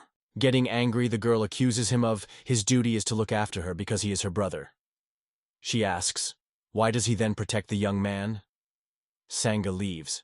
Her brother turns to the braid, thinking that he probably considers him not so strong. The guys are presented to each other. Juan is justified. He did not know that this was a forbidden zone. He asks him not to scold his sister too much. Guy Yang Shingle thanks him for understanding. Kvan asks him to tell him how to return to the guest room. Having called the servant, the guy orders the guest to hold. They say goodbye. Looking after the removing young man, Guanjan Shingle thinks, can he be stronger than Sangha? A person standing behind him asks, is this the same student of the leader of the alliance? Turning around, he sees in front of him Guy Yang Toggle, nicknamed the Prince with Iron Blood, the eldest son of Guanyang Chongho. Guy Yang Shingle answers in the affirmative. Brother tells you to observe the braid. If necessary, then let him penetrate the alliance. The guy is surprised. An older brother, who does not like when relatives join alliance, asks him about it himself. He replies that he understood everything. Members of the Martial Arts Alliance are preparing to leave in high spirits, since Guanyang Zhongho expressed his desire for cooperation. Guy Yang Shingle thinks that finally he will see the alliance in full. Suddenly he notices a girl in front of him. Sangha is intended to go with the soldiers of the alliance. She says that she cannot always sit locked up. She thinks that this is a good opportunity to get to know the world. Father allowed her. The girl asks, is there a reason why she cannot go? Brother does not know what to answer. She asks him not to worry. She will not interfere with him, and will act separately from the Union of the White Sword. Leaving her brother to comprehend this news, the girl continues her way. He looks confused after her. The approaching father says that Sangha threatened, that she would completely leave the house if he does not allow her, and he agreed. He himself is interested in what is so strongly shifting her. The guy thinks that he is not worried about his sister, but about the rest of the people. If they will not be beaten in the end, it will be a miracle, he believes. Guy Yang Shingle is preparing to resolve the situation behind Sangha. Kavan does not understand why this woman is coming with them. He wonders, is it really because of him? But there is nothing to do, the young man decides. If nothing changes itself, he will have to adapt. Sangha squints angrily on the hut. She thinks that the young man specifically pretends not to notice her. The head of the alliance says goodbye to Gai Jian Chongho, saying that he is counting on him. The soldiers of the alliance Murim go along the road approaching the forest. When they reach the first trees, rain begins. They continue the way, but the weather is more and more spoiled. Going out to the open area, Baeklyhu is examined on the sides. Nearby, he sees some kind of building. He offers to wait for the rain there. The head of the alliance says this is the Yangpan Hotel. He agrees to stop there. Kavan understands that they are heading for an inn. But the problem is that he remembers. Today at sunset, there should be an ambush on them. And he does not know they stayed at the hotel last time. Meanwhile, they reached a large house. Near him, there are rolled carts, indicating that the weather of many people forced to look for shelters. Baeklyhu open the door, and they go inside. The appearance of Baeklyhu attracts attention. They will recognize him, and wonder what he is doing here. The man asks not to worry. He's here as an ordinary guest. The satellite indicates Baeklyhu that is full of people in the hotel. He believes that it is necessary to book the rooms until the latter are dismantled. The head of the alliance gives the order of Baeklyhu to agree on the account of the night. Master and Kavan drink tea, sitting at the table. The man says that he had not had to share a room with a student for a long time. He asks, will they sleep in the same bed? Kavan mentally replies that he is forced to abandon his offer. The man is interested. Why does he not answer? Is this a refusal? Is he unpleasant for him? The young man is trying to object, but he really has nothing to say. Baeklyhu believes that he does not like this idea. Well, he agrees. It can really be too tense to sleep next to him. After all, he snores quite loudly. Kavan understands that the teacher was offended. Smiling, he replies that he is completely imperceptibly. The teacher pleases his answer. The young man asks, do they really just take and go to bed? The master could teach him something before they fall asleep. The man asks, so he is more interested in gaining knowledge? To which he hears in response that such opportunities do not often happen. Baeklyhu agrees, but puts a condition. Then he will stay with him until they reach the house. Kvan almost choked on a drink. The teacher says, who knows how valuable things he will then be able to teach him. The young man thinks that trying to avoid misunderstanding, in the end, he only aggravated the problem. Morning came. The head of the guard and Baeklyhu stand by the window. Baeklyhu says that the rain has not yet ended, but he offers to hit the road right now. Otherwise they will not have time before the onset of darkness. The man agrees with him. He orders to give a command to send. By the time they leave the hotel, the rain was already over. The sun rises in the sky, staining the clouds in red. Travelers go across the field. Kavan thinks, if the stop did not strongly affect the course of events, now they will be attacked. The young man looks back. His gaze distinguishes Sangha from the crowd. He thinks, why is she looking so gloomy? Even goosebumps run around the skin. A call is heard. Who are you? Name yourself. Kavan understands that these are those people whose attack he expected. The warrior screams, suspicious personalities ahead. Strangers are asked, how do they dare to block the path to the leader of the alliance? Are they immortal? A scream is heard again. Enemies. Prepare everyone. Do not let them approach. Kavan says that you need to look around. The enemy may appear from anywhere. Suddenly, a whole swarm of shurikens heads in their direction. Throwing weapons reaches the goal. The call is heard. On the attack. Huan reflects the shurikens. Their detachment is attacked by warriors in black clothes with half-closed faces. Holding the blades in their hands, they rush to the soldiers of the alliance. The head of the guard first meets the enemies. They are recognized. These are representatives of a demonic cult. Baeklyhu reflects the blow of the sword, and at the same time counteracts the energy attack. He feels that he loses his strength. He screams that he lost control of energy, and calls on his comrades to be careful. Huan concentrates energy in his hands. He thinks that the flow of internal energy is very unstable. He cannot direct more than 5 layers, similar to poisoning. He understands that the poison was in tea, drunk with them in a hotel. The young man is preparing to repel the attack. He raves the enemy's blow. Clutching a sword in his hand, he screams that they were poisoned, and he warns that everyone is careful, and do not try to direct more than 5 layers of energy. Knowing the enemy is one thing, but not to be caught by surprise is completely different. Veterans of martial arts with extensive experience can regulate the level of their energy. The problem is that most of them are almost old, and it will not work exclusively at their expense. The head of the guard attacks the warrior of a demonic cult. He hears a cry, "Die," and understands that the enemy is not only ahead, but also behind him. Baeklyhu realizes that he no longer manages to repel the attack, but suddenly Juan covers his back. The young man thinks. Fortunately, in view of the performance of work duties, the guards did not drink too much tea. Enemies are still appearing on the right. Sangha fights along with the rest of the warriors. The battle is in full swing. The cultists are attacking from all sides. The warriors of the Alliance Murim are not inferior to opponents in skill. One of the participants in the battle screams that the enemy broke through the line of defense. The head of the Alliance thinks that the enemy cannot be defeated. One of those who enters the top 10 swords fights against them. The teacher tells the hut to sit quietly and not lean out from behind his back. The young man covers him from behind. Some of the opponents, realizing that they would not win, preferred to die. Others rushed off. The head of the Alliance tells Baeklyhu to check the wounded. He gives an order to provide assistance primarily to seriously wounded. The head of the guard believes that if not for the Huan, they would be taken by surprise. He recalls how he called him and said that he should not relax. Kavan says the darkest hour is before dawn. Baeklyhu asks, is it not because the moon disappears behind the western hills becomes darker? The young man recalls that they still say, at dawn, people are most relaxed. The head of the guard asks, is he still worried? The man himself is sure that the danger is already behind. He asks Kun not to worry too much. Their Kojong team never forgets about caution until the mission is fulfilled. The young man still asks to trust his words and remind all the warriors of vigilance again. Baeklyhu believes that he is too underestimating their leader. The young man objects. He would never dare to relate to the master. The fact is that he heard something before their departure. Rumors reached him that someone wants to interfere with the bypass of the head of the Alliance, and there is a chance that much will not go according to plan. The head of the guard does not really believe the words of Khan.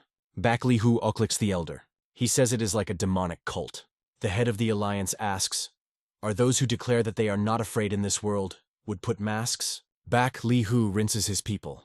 He tells them to provide first aid faster and immediately hit the road. They are only 10 miles from Engchon. They will help them there. Following them, a man who has been pursuing them has long been watching. He is angry. A curse breaks down from his lips. He turns to his assistant asking, what is happening? And why didn't the poison add to tea? He replies that those who were in the outbuilding drank a poisoned drink, but the warriors located outside avoided this. The man is inquisitive. Why did it happen? He says that the person who gives the drink was shed him, and they poured the remains in the pan to brew new tea. The man beats his assistant with his foot, scolding him. He says that he was supposed to add poison there again. He replies that their poison was over. He receives an order to remove everything here. He must replace all traces so that even the hair does not remain. The assistant runs away, and the man is interested in, will these slies keep their promise? If not, then he will make sure that they understand who they deal with. In the Great Hall, the injured soldiers are assisted. Many of them received quite serious injuries. Juan, closing his eyes, focuses. He sits in a lotus pose, meditating. His body is covered by a powerful aura. The young man thinks that they were able to disperse the attackers. Looking at his hand, he understands that his inner energy has completely returned. He thinks, what about the others? Juan leaves the room.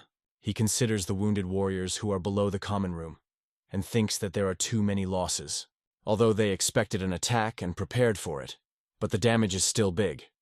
18 lives is the price for an attempt to change the future. The sounded noise makes him turn around. He sees in the corridor of Sangha, looking at him. She says that the soldiers fought quite well, even after they accepted the poison.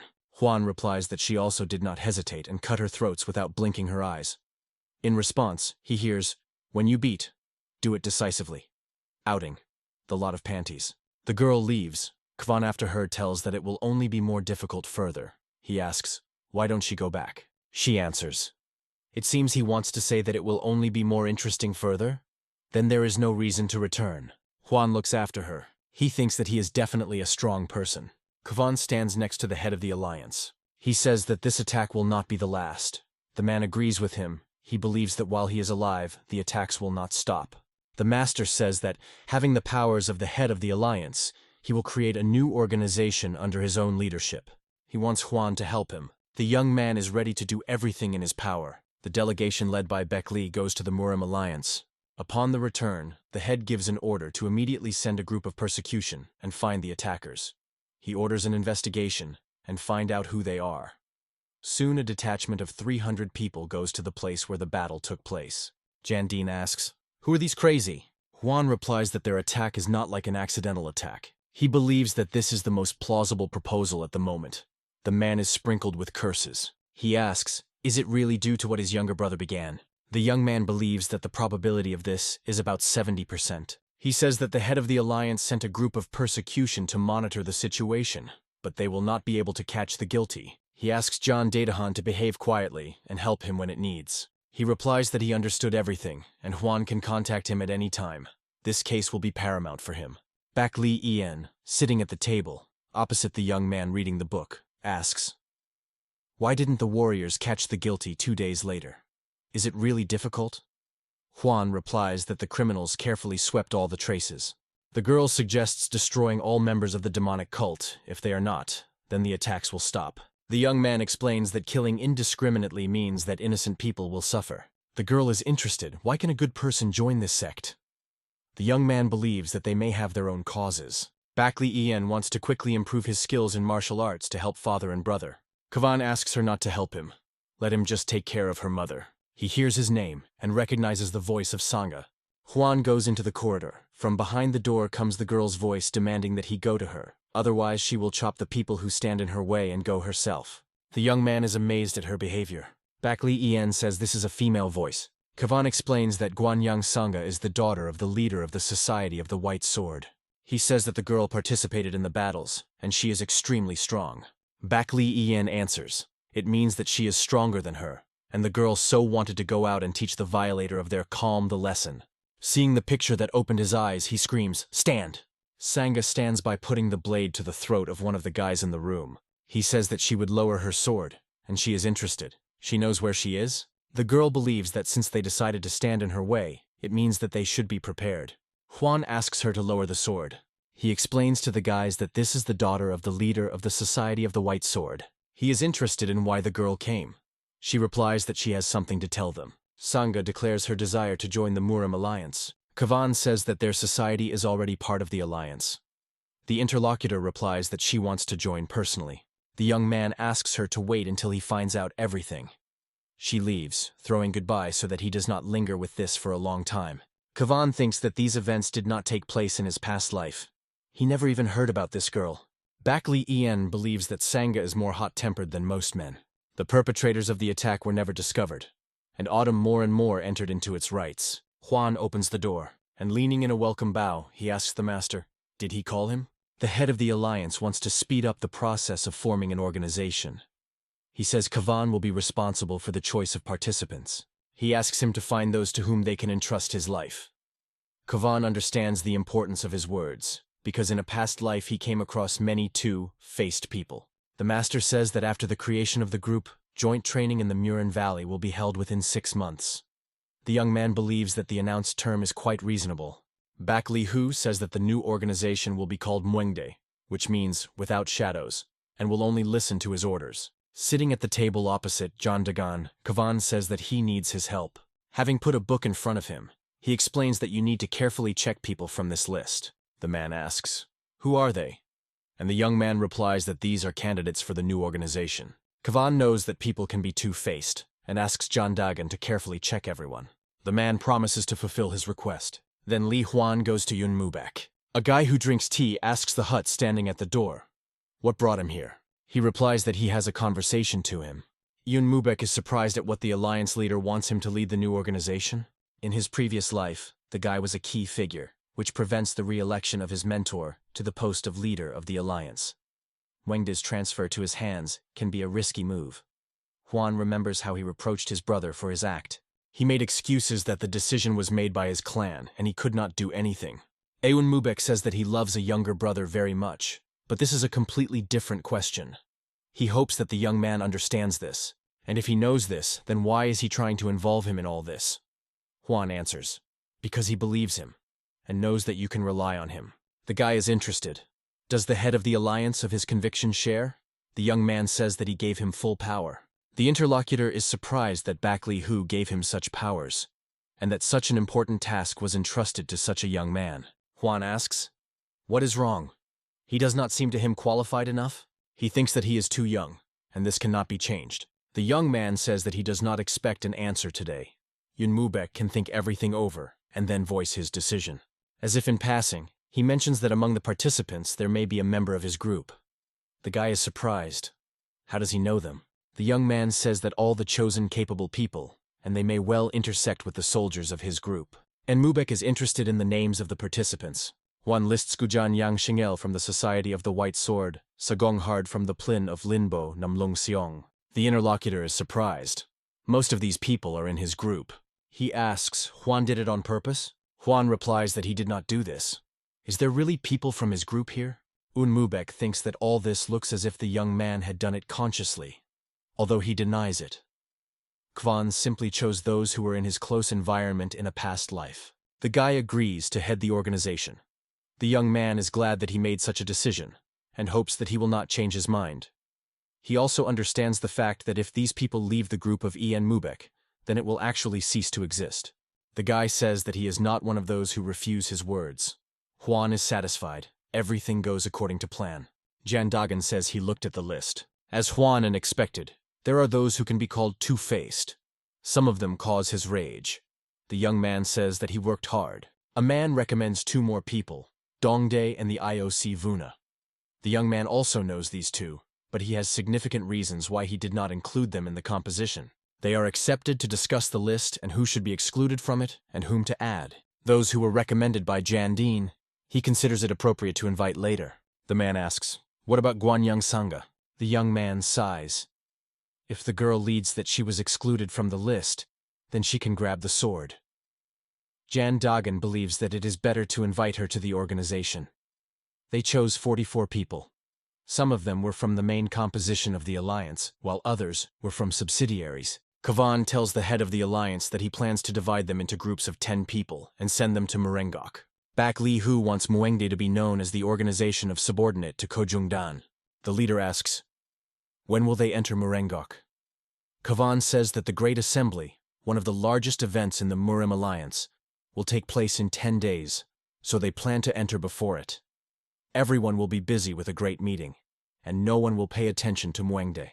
The head of the alliance asks him to let him know if he needs something.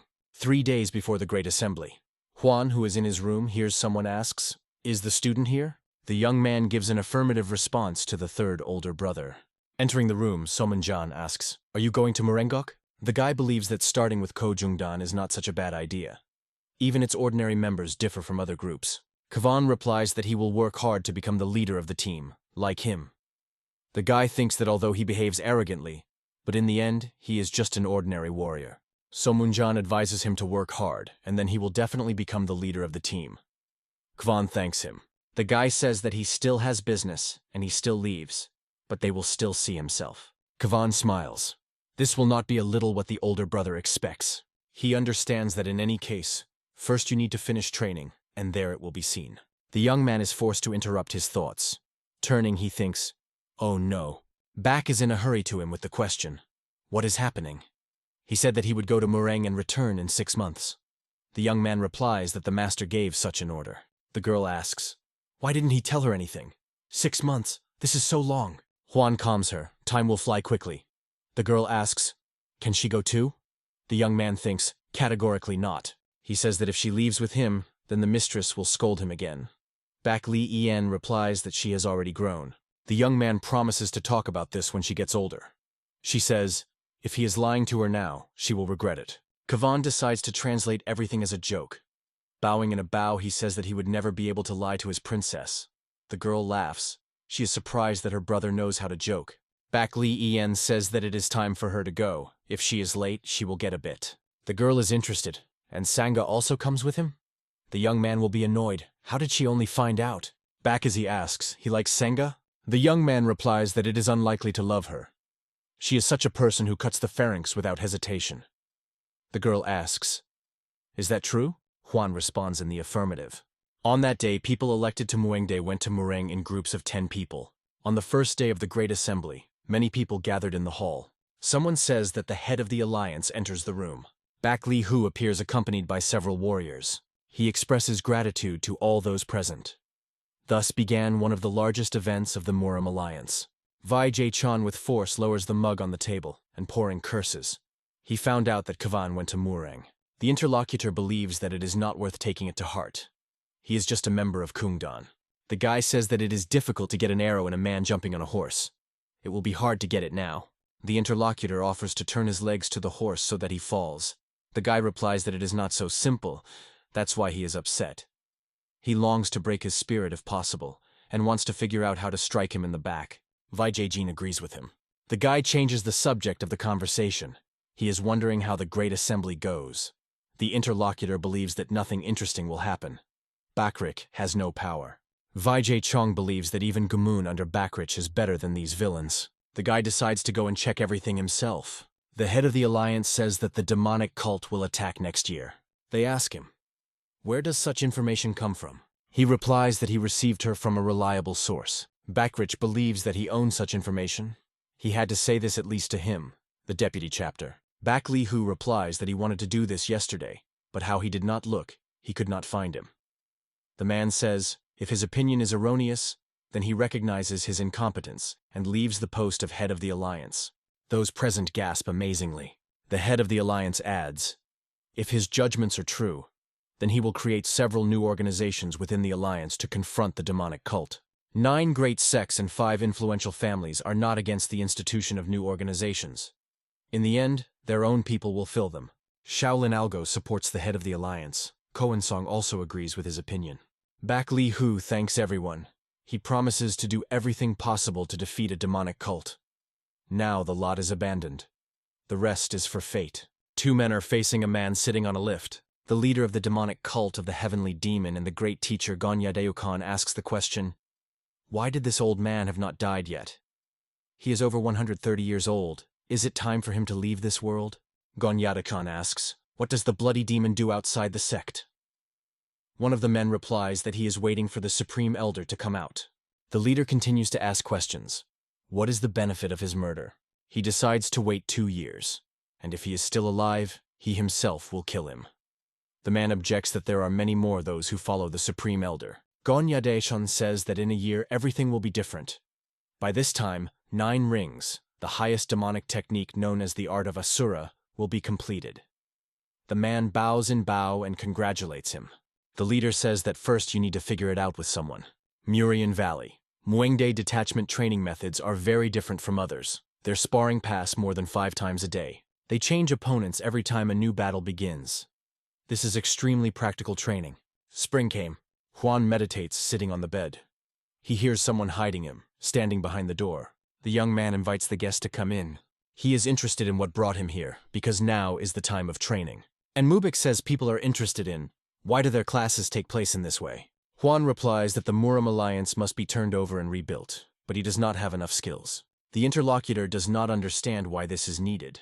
The young man explains that if they want to defeat the devilish cult, then this is the only way. Yun Mubek asks, are their opponents so strong that the whole alliance must be restructured for this? Kavan believes, if the demonic cult is reorganized, then they can hardly resist it. The interlocutor notes that Kavan speaks of enemy as if he had already encountered them. The young man thinks that he had to survive a lot. A scream is heard from behind the door again. His name is. Yun Mubek says he should go, but Juan asks him to linger. The guy replies that he does not want to substitute under the sword of Lady Guanyang Sangha. He says goodbye and goes to the door. Juan is upset by his departure. The young man goes to the girl and asks, what happened? She replies that she came up with a good enough equipment.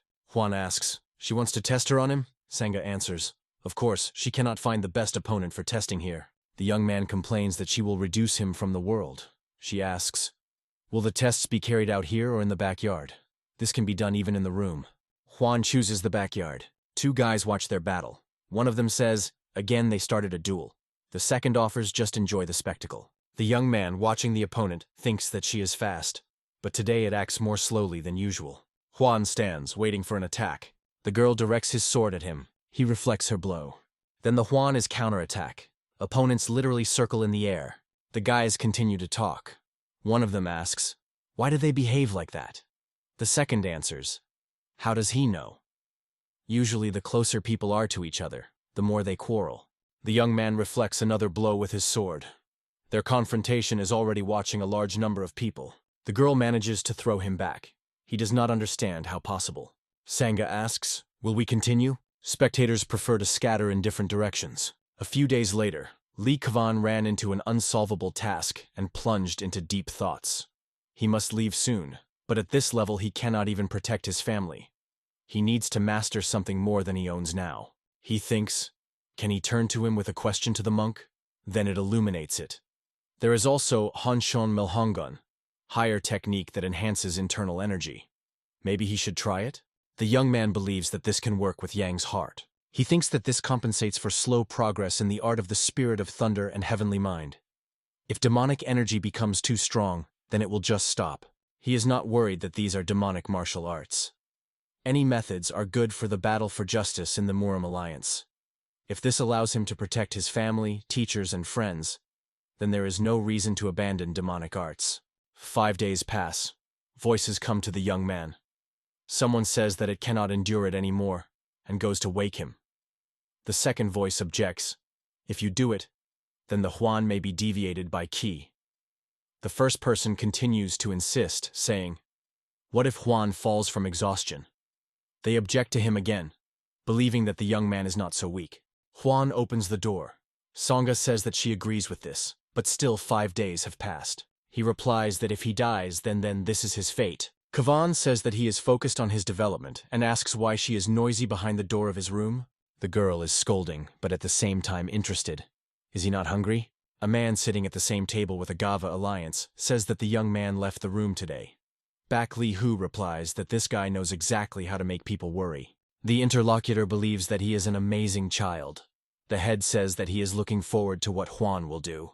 He thinks that when the young man comes out, the storm will begin. In May, the detachment finished his training in the valley. The head of the alliance, standing in front of the guys, says that Yan Mubek will accept command and choose the leaders of the detachments.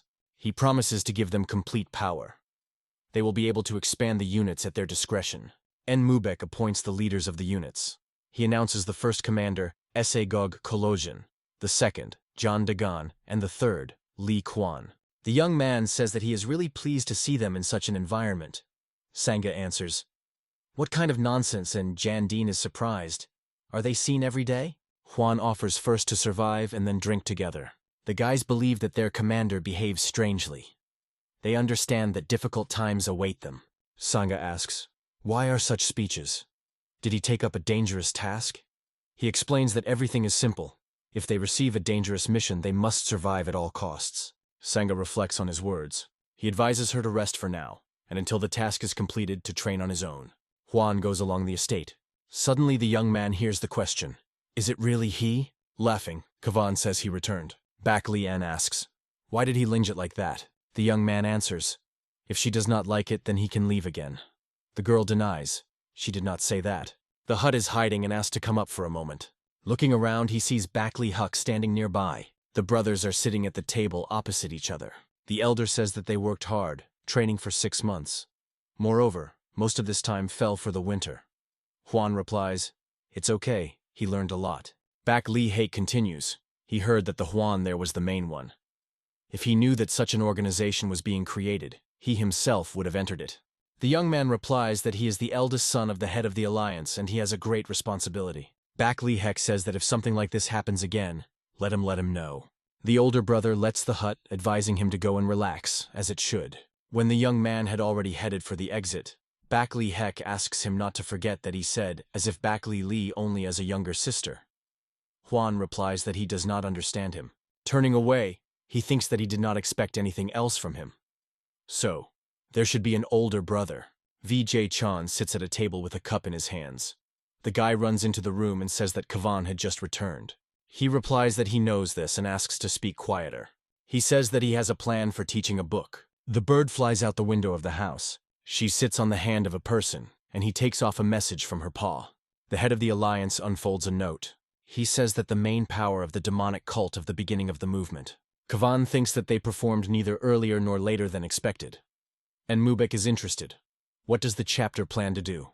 Baeklyhu believes that the time has come to bring the plan into action. He asks the interlocutors, when, in their opinion, should they start the operation? Huan offers to do this immediately after sending the support team. The master agrees with him. Huan believes that the time has come to bring back Li Huck to the fore. The head of the alliance is not sure of the correctness of this decision. He says that he knows the weaknesses of his son well. Too many risks. The young man believes that he is growing as a father, and not as an official. Kavan explains. The father knows his child from an early age and notices everything. So he is inclined to focus more on weaknesses than on the strengths of his son. He says that his father is the same too. In private, he called him stupid, and did not shy away of stronger words. Baeklyhu promises to think about it. Huan continues. He heard this from many people. For parents, their child always remains just a child. Muendday was temporarily accommodated in Hojudan. So far, it was the most natural solution. Swarfhide, he turns back. The people around are whispering. Someone asks, isn't this a gene from the sect of the Divine Sword? Someone adds another, and Huan, a student of the head of the alliance. Words sound. He finally found a man who broke his leg. The young man is interested. What brought him here? The guy answers. He wants Huan to go with him. He has something to tell him. Kavan believes that they have nothing to talk about. Vijin asks, does the young man really not want him to apologize to him in front of all these people? Li Huan believes that he should be apologized for breaking his guy's leg. Vijin mentally offends him. The guy insists. He says that it will not take much time. Does Huan want to say that he will not accept an apology after he has done all the way here? The young man understands that he was planning something. But for him, this is nothing compared to what you have to encounter later. Therefore, it is better to survive it as quickly as possible. He agrees, and offers the guy to take him to the right place. Suddenly, a question addressed to the young man is heard. Where does he go? Kavan says, standing nearby. Sangja that it will not take much time, just let the others give it to be a little waited for him. The girl is interested. Who is his interlocutor? Vijin looks gloomily at her. He asks Kun, does he go or not? They move away from Sangha, who considers the satellite of the young man very suspicious. The guy asks, what kind of young lady is this? Kavan thinks, if the girl hears his words, then there will be trouble. He follows his guide. They enter the room, and the young man understands that Vijay Chan wanted to see him. He asks the guys, why do they need him? Vijay Chan is interested. Why did they go to Mount Murin with Yun Mubek? He doubts that this was done to strengthen Kojunjin. Huan replies that they should ask the head of the alliance about this. Vijay Chan is interested. Does the young man think that he can be so easy to approach the head and ask him a question? Huan replies that he has nothing more to say, and if this is all, then he leaves. The guy asks another question. Why did he break his leg to his brother? Because of this incident, their sect became a laughing stock. The young man replies that he already knows why this happened. He called him here to correct his behavior? He replies that he understood everything, however, as expected. Huan sets in motion. Vijin is scared and his brother grins pretty. The young man raises his fist and strikes. His strength makes the guys recoil. Having concentrated, Huan pops the enemy's energy into the chest. The guy throws back far. Vijin threatens to kill him. Vijay Chan says that so far he has been patient enough, but there is a limit to everything. A friend of the guy's enters the room. Vijay Chong says that now there is no way back. The young man looks around the opponents. He says that it will be noisy, but unfortunately, this cannot be avoided. Vijay Chan asks, is he scared? Then let him kneel and asks for forgiveness right now. The young man replies that a person who has abandoned self-esteem does not fit speak. Cursing, the guy, clutching the sword in his hands, rushes into the hut. A person enters the room interested. What is happening? Vijay Chan is surprised. Is this a woman? The man recognizes her. This is a rebel from the Society of a White Sword. All those present are well acquainted with the girl, because they traveled together. And they know how cold it is and ruthless. The guy says that this is not her business, and she should not interfere. The girl is interested. Do they all attack their commander together right now? Vijay Chan insists that this is a personal matter. But Sangha asks him to stop carrying nonsense and invites him to come closer. Vijin prefers to retreat. Their friend believes that today is already enough, and do not continue the quarrel. Vijay Chan swear. Huan warns, if he continues, then all responsibility for what happened will fall on his shoulders. The guy picks himself together and agrees to stop. He believes that both of them made mistakes. Kavan thinks, if it depended on him, then he would now turn everything here. But today, He prefers to restrain himself. He notes that Vi Jin's bulging eyes are ready to just explode. The guy got in a short battle that occurred when they were still the three of them. Juan offers the girl to leave. She's surprised. Aren't they fighting? The young man leaves the room, offering her to fight if she really wants to, but he does not want to take part in this. There is enough from him. VJ Chan, mentally cursing, looks gloomy after him. Juan, walking, thinks that next time he will remain and end this matter. Baeklyhu decided to inform the Martial Arts Alliance about the activities of a demonic cult and send the third auxiliary group. He also announced the creation of 5 new groups, called 5 Orders. The council announced that a detachment of blue water would be commanded by the Song of Muendday from the sect of MANHUA, and the Fire Order will be led by Baek Hui. The Order of the Iron Tree will be headed by Moan Sanvon, the Lord of the Sanctuary of the Northern Heaven. The Gold Order is managed by Yanghua Gundahug, from the family of Jangajan. The great leader of all 5 orders was appointed Bakselon Dehep, Master of the Sword of the White Mountain. People are talking at the table. It remained only a year before the election of a new chapter, and now their new organization has formed. Some feel deceived. One of the men thinks that he supported the idea of reorganization when the demonic cult rose, and there was no way to resist this. But it was a mistake to think that it would be for the benefit of the Guyan family. The head of the alliance says that they supported all this, and he believes that no objections will follow. He continues, as soon as 5 orders are called, he will immediately join the support group. Juan and Baeklyhu are sitting at the table. The young man says that the Gumung faction will probably be angry. The head of the alliance is not surprised. What else can they experience, except for rage? The young man believes that they should not be worried about them. You need to focus on the quick organization of 5 orders. The man is interested. Juan thinks that the demonic cult will soon attack. He replies that perhaps they are already taking measures to strike. Baeklyhu agrees with him, so he ordered to strictly observe the movement of the enemy. The young man replies that he could not expect anything else from his mentor. The man says that he decided to appoint the eldest son as deputy leader of Mu Run. The interlocutor believes that he made an excellent choice. The chapter does not know if this is good or a bad idea for Baeklyhu, but he does not want him to become even more close in himself. He also considers the possibility of the appointment of Muendday, from Shingham, deputy leader of the Iron Tree Order. Juan is surprised by this decision.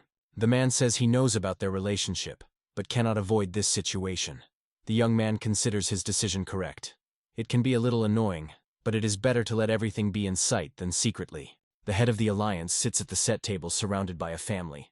The wife says that this is a little sad, but where else can the deputy leader be, if not in his subordination?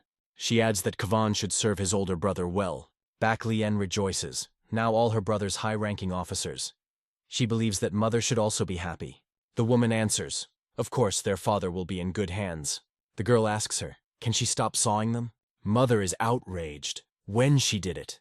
The daughter replies that she is the best when she does not grumble. Kavan is glad to see the mistress in such a good mood. A man stands on a raise. Then he pronounces, bring your blood to the tribute. Obeying his order, the soldiers rush forward. The man mentally turns to Baeklyhu, promising to completely crush his alliance Murim. Sangha is surprised. When Juan became so strong, he replies that the older brother has always been an amazing person. The girl asks, is he an older brother? The young man replies that he was mistaken. He does not want such younger brother or sister as his interlocutor. The young man adds that he was born on August 8th, and Sang is the 11th. So he is 3 days older, and this is an undeniable fact. A man standing behind confirms that her birthday is August 11th. The girl turns around. She is surprised by the appearance of an older brother.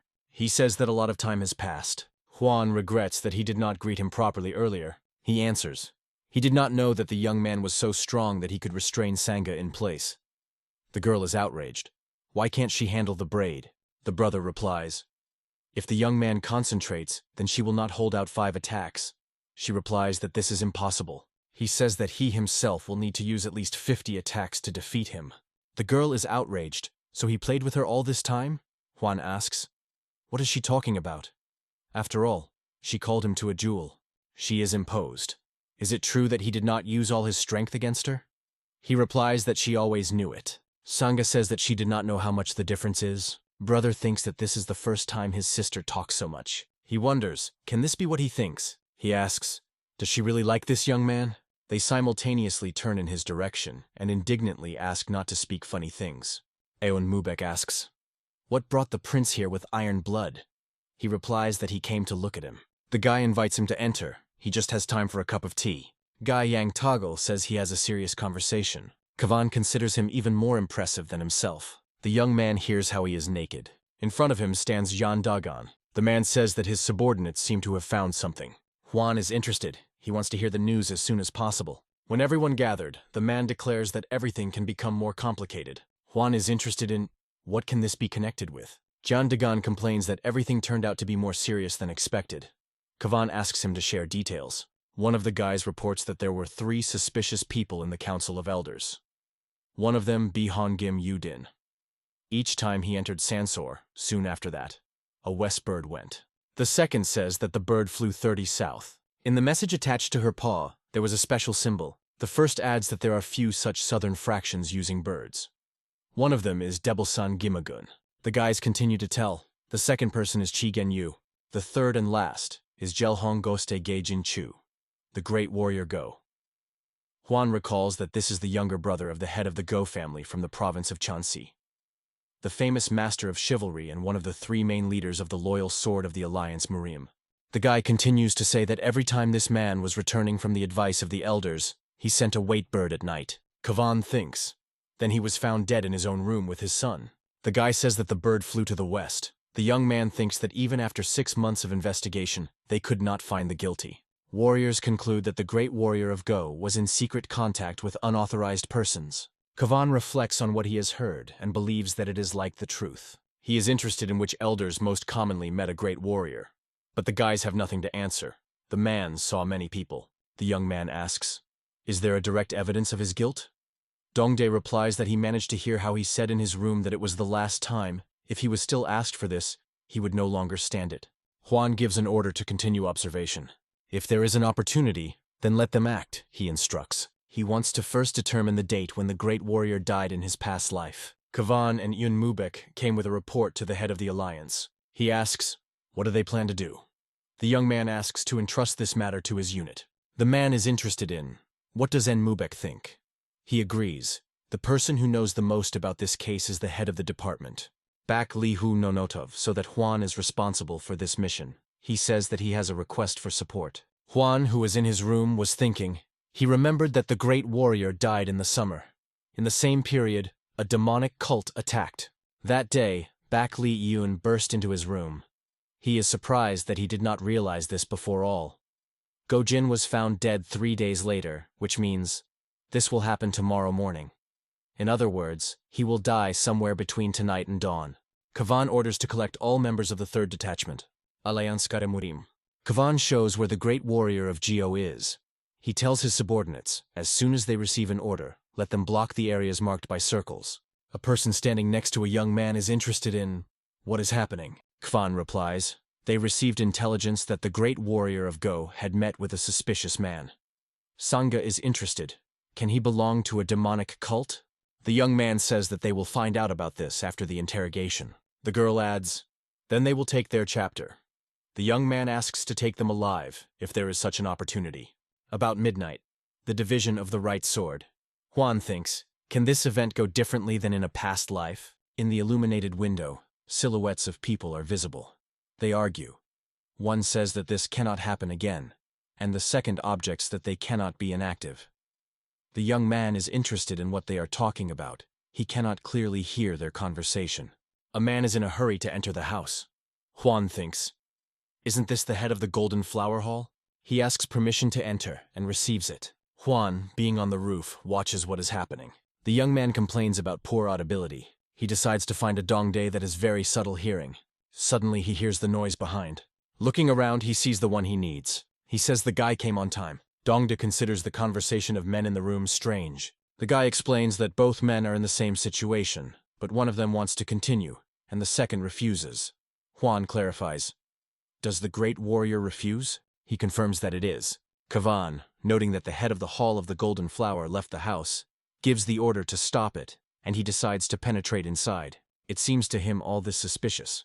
Jan Dean tells the head of the Hall, the Golden Flower, that he needs his cooperation.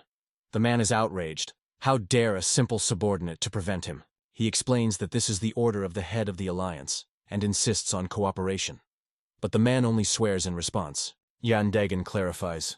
Does he refuse to follow the orders of the chapter? Sang, standing nearby, warns. If he tries to resist, she will expose her sword. A man clutching the weapon is interested. What will happen if he still refuses? The girl replies that they will have no other way out, except to use force. She also grabs the weapon and takes out the blade. Muendday curses and tries to prevent a battle, but they have already crossed blades. The girl understands that she met a worthy enemy. She thinks that he is more formidable than she expected. Sangha hears the request to stop, and Mukbek approaches them, telling the man to give up without a fight. He falls to the ground. White liquid flows from his mouth. Juan, standing near a man lying unconscious, calls for help. He sees how life leaves the human body. The young man decides to intervene. The man started up, and Kavan thinks what he had just done. Why he hit the pressure points. He cannot believe that he had just used the technique of sealing the points of the demon god. The young man never studied her, and suddenly she manifested itself. A man calling a hut runs into the room. The young man gives an order to accompany the captain of Goung into the medical building. Having taken a person on his shoulders, the man goes to fulfill the order. The young man himself, with the help of energy, helps to recover to another person. When it becomes easier for him, the young man asks the question, who did it? He asks the man to inform them the name of this person for his son and family. But he only mutters incoherent at first glance the words. Kavan does not understand what they mean. He tries to pour a little more energy into the body of the great warrior of the 10th. Another person appears in the room who is in a hurry to a man. Juan continues to insist that he answer his question. The newly arrived person, the master of the hall of the Gengchon of the daughter of the Chonam sect, asks, what does this all mean? Juan stops him and asks to wait a bit, but the man becomes furious. Energy concentrates in his palm. The young man manages to contrast him with his own power and defend himself from the blow. For some time they confront each other. The Gengchon of the Dachon asks, how does he dare to disgrace the Hall of Swords? Juan replies that he is fulfilling the order of the head of the alliance. The master immediately loses the whole fuse, and Juan again turns to the great warrior of Go. He grabs his shoulders and calls by name. Then he checks the pulse, putting his fingers to his neck. The master again demands to tell him what happened here. Kavan explains that the man was poisoned. He wanted to name the name of the perpetrator, but the master stopped him, so they never found out whose hands this is a matter. The Gengchon of the dock residence is upset. He says that he did not notice this. Screams come outside. Juan goes to find out what happened. He sees a group of his people surrounding the body of a man lying on the ground. Approaching them, the young man is interested. What is happening? Sangha says that he decided to die. Kvan understands that he, realizing the hopelessness of the situation, chose to commit suicide. Suddenly, the man opens his eyes, and a scream breaks out of his mouth. Everyone is inclined over him, perplexed. Was he really alive all this time? Kvan says it was not for long. They must find out at least something before he really dies. Having brought his face to the face of the head of the hall, the Golden Flower, he promises, if he tells the truth, his sect will not be held accountable. The man asks him not to carry nonsense. The world will soon greet the heavenly demon. Juan mentally asks the question, who is it? But the man will not be able to explain anything to him. The young man is trying to comprehend his words. But be that as it may, one thing is clear. The devilish cult began the attack. The young man talks with the head of the alliance, he says. It means that there, Chokso was a traitor. Juan reports that they strengthened the guard around Goung. A man tells him to look at the elders who often met with a Chakso. Juan replies that intelligence is engaged in this. The head of the alliance says that the military will also move people. This will create a hype, in the shadow of which it will be possible to hide their investigation. Report that the great strategist has arrived. Entering the room, the man is interested. Did he really poison Ginhua? Baeklyhu replies that he was a spy, slaughtered by a demonic cult. The interlocutor is surprised. Kavan repeats the dying words of the head of the Hall of the Golden Flower. Soon the world will welcome the heavenly demon. The military leader is amazed. Is the heavenly demon really returning? The head of the alliance asks the Khan to explain the situation. The young man tells everything in detail, just silent about the fact that the great warrior of Go was also a spy. He ends his narrative with words. After the death of the head of the hall, they lost the chance to get more information. They decide to find people related to Chokso, but you need to investigate carefully, because high-ranking persons can be involved in the case. The head of the alliance says that fortunately, Quan managed to establish the name of the alleged spy. He orders a thorough investigation against everyone who has the surname of the Kang. They report that the head of the intelligence department arrived. Jugal Kojin reports that Yanin fell. The head of the alliance cannot believe it.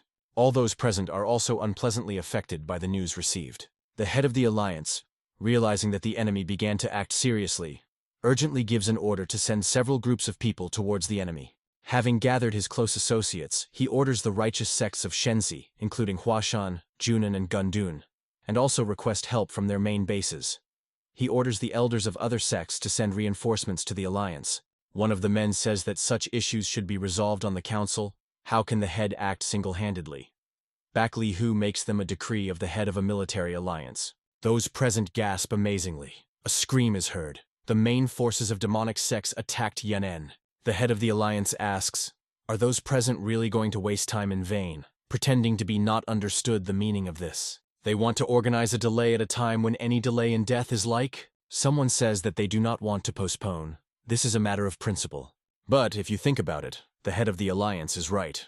They decide those present. Baeklyhu says that if they think so, then let them stop finding fault with his words and immediately disturb the messages. Kavan sits at the table opposite the head of the alliance.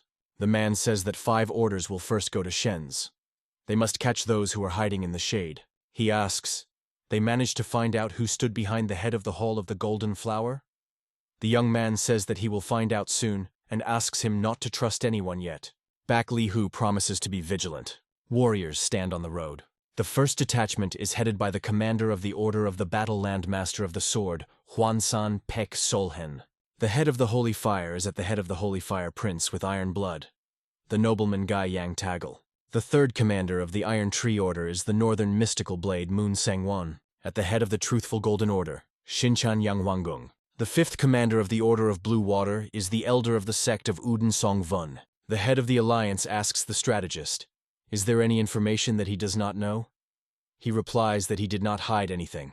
Baeklyhu says that the truth is, why should he do this? The man recalls that the head of intelligence mentioned that he had handed him 2 letters. He explains that that's why he asked. He again asks the question, is there something else that the strategist did not tell him about? Baeklyhu is accompanied by a commander. He thinks that you need to quickly make a decision. Anyone who benefits the devil's cult will not be forgiven. Jan Dean, sitting at the table opposite Khan, says that the elders' council is silent. The young man believes that they know about observation, so they will behave quietly. The man is interesting that they have on their minds. They report that he woke up. Huan offers to go and listen to him. Perhaps they will be able to find any evidence. The young man approaches the bed, on which lies the son of the great warrior Tha. He asks, "Who is behind the head of the Hall of the Golden Flower?" He replies that the elder of the Kang of the Criminal Code. The head of the alliance cannot believe what he heard, but Huan replies that this is so. The man tells him to inform the strategist. He believes that it will be better if he led the detention group. The strategist is surprised no less than the head of the alliance when he hears the name of the spy. Kavan, standing in front of him, says that if he did not lie, then the elder Kang stood behind all this. The military leader replies that they cannot arrest the elder, relying only on the unfounded accusations of the UNGA. Do they have any other evidence? Kavan says that the guy showed them where the evidence is, and soon they will be in their hands. Alarmed man asks, "He knows what they are?" Huan answers, "Not quite. Even Go Ung was not sure of how they looked." The man orders to immediately cause evidence to him, and then he will begin to act. Huan replies that he understood. He goes along the corridor thinking, why haven't they returned yet? The young man ordered them to immediately come to the strategist's office as soon as they get evidence. But there are no people sent for them yet, which means that something has gone wrong. Entering the room, he sees Jan Dagan and asks, "Something happened?" The man replies that they found the shelter about which the guy was talking about, but they did not find any evidence there. Huan is interested. Were there any signs that they were ahead of them? What he hears in response is quite possible. When they arrived, a mess reigned in the room. The young man thinks, if so, then Ung can be in danger. Kavan asks Sangha to notify the master. He asks her to do it as quickly as possible, and he asks John Dagan to go to the medical department with him.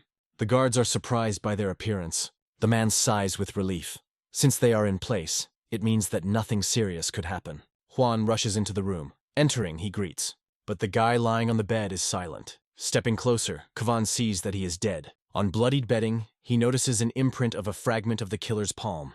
It gives an order to look for a person with a scar in the form of an 8 on the inside of the second joint of the index finger of the left hand.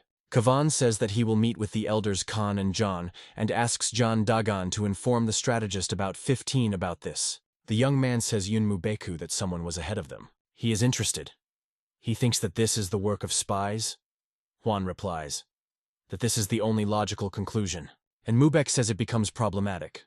Kavan notifies that he is going to visit the Elder Khan decrees. He adds that the strategist also goes there, and Mubek and Juan, accompanied by warriors, go to the Elder. The guards ask what brought them here. The young man replies that they came to meet with the Elder Kang Ukom. The guard says, does he really think that he can see the Elder at any time when he wants? He demonstrates them the order of the head of the alliance. Kavan says that they are here to fulfill the order of Baeklyhu. He did not expect a simple security captain to ignore the order of the leader. The man begins to make excuses that he did not mean this. The young man is interested. Then he wants to say that he ignores him, the young lord of the castle of King Sword.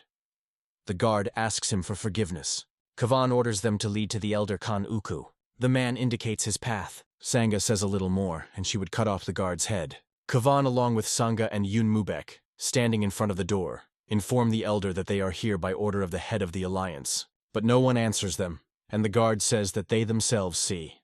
There is no one here. Elder Young Yunjin from the Zinchen sect appears. He asks, are they looking for the Elder Kang? Hearing that it is, he assures that he should be here. More recently, he saw him. Dongde, who has an amazing hearing, says that even breathing is not heard in the room. Juan rushes to the door. Sangha does not understand what is wrong. The young man replies that not to hear the breath, and the fact that no one is inside is two different things. The fact that they do not hear breathing does not mean that the room is empty. Juan opens the door. The Elder Jung Yun-jin is outraged. How does he dare to do it without permission? People appear in the corridor. A man pops up across them and tells them to stand still. Kvan recognizes him. This is the elder of the sect of the Divine Wind, the master of the throne palm, Jung Si-moon. Sangha says that they are here to investigate the case of the Elder Khan decrees. The man tells her to clean. He is outraged. How does such a young girl dare to behave so arrogantly? The girl asks. He refuses to let them in, and then he flies up at him with a whirlwind. She masterfully blocks his energy blow. Sangha is sure. To be an elder does not mean anything yet. Mubek tells her to retreat. The master orders them to fail and sprinkles with curses. He attacks Mubek, but the guy also has something to answer. Kvan asks a man a question. Why should he first check the room of the Elder Khan declining before charging them? Jung Si-moon freezes on the spot. He turns to the young man standing on the threshold of the room. He asks, the person lying on the floor is the elder of the Kang of the criminal code? And Mubek says, if a man will continue to prevent them, he will be taken for a spy. He asks him to step aside. The guy tells the praise to go inside and check. He meets the consent. Having examined the body of the elder, the young man says that he died not so long ago. The IOC Vun clarifies that he is dead about 15 minutes. It seems that his meridians are torn. And this means that the killer came close to the victim, and it could be the one he knew well. Juan asks to close the door. Yun Mubek, leaving the room, tells everyone to move away. The guy welcomes the strategist. He does not let him into the room, saying that there is still an investigation, but he insists that he retreated and let him go. And Mubek replies that they are investigating by order of the head of the alliance. Does he really invite them to violate the order of their master? The elder tells him to move aside and is interested. Does he really think that he can properly conduct an investigation? Questions regarding the wise council should be resolved by the council itself. The guy says that the Elder Kang was a spy of a demonic cult. Can the advice of the elders investigate the case regarding him when they do not know how many of them are spies? And Mubek explains.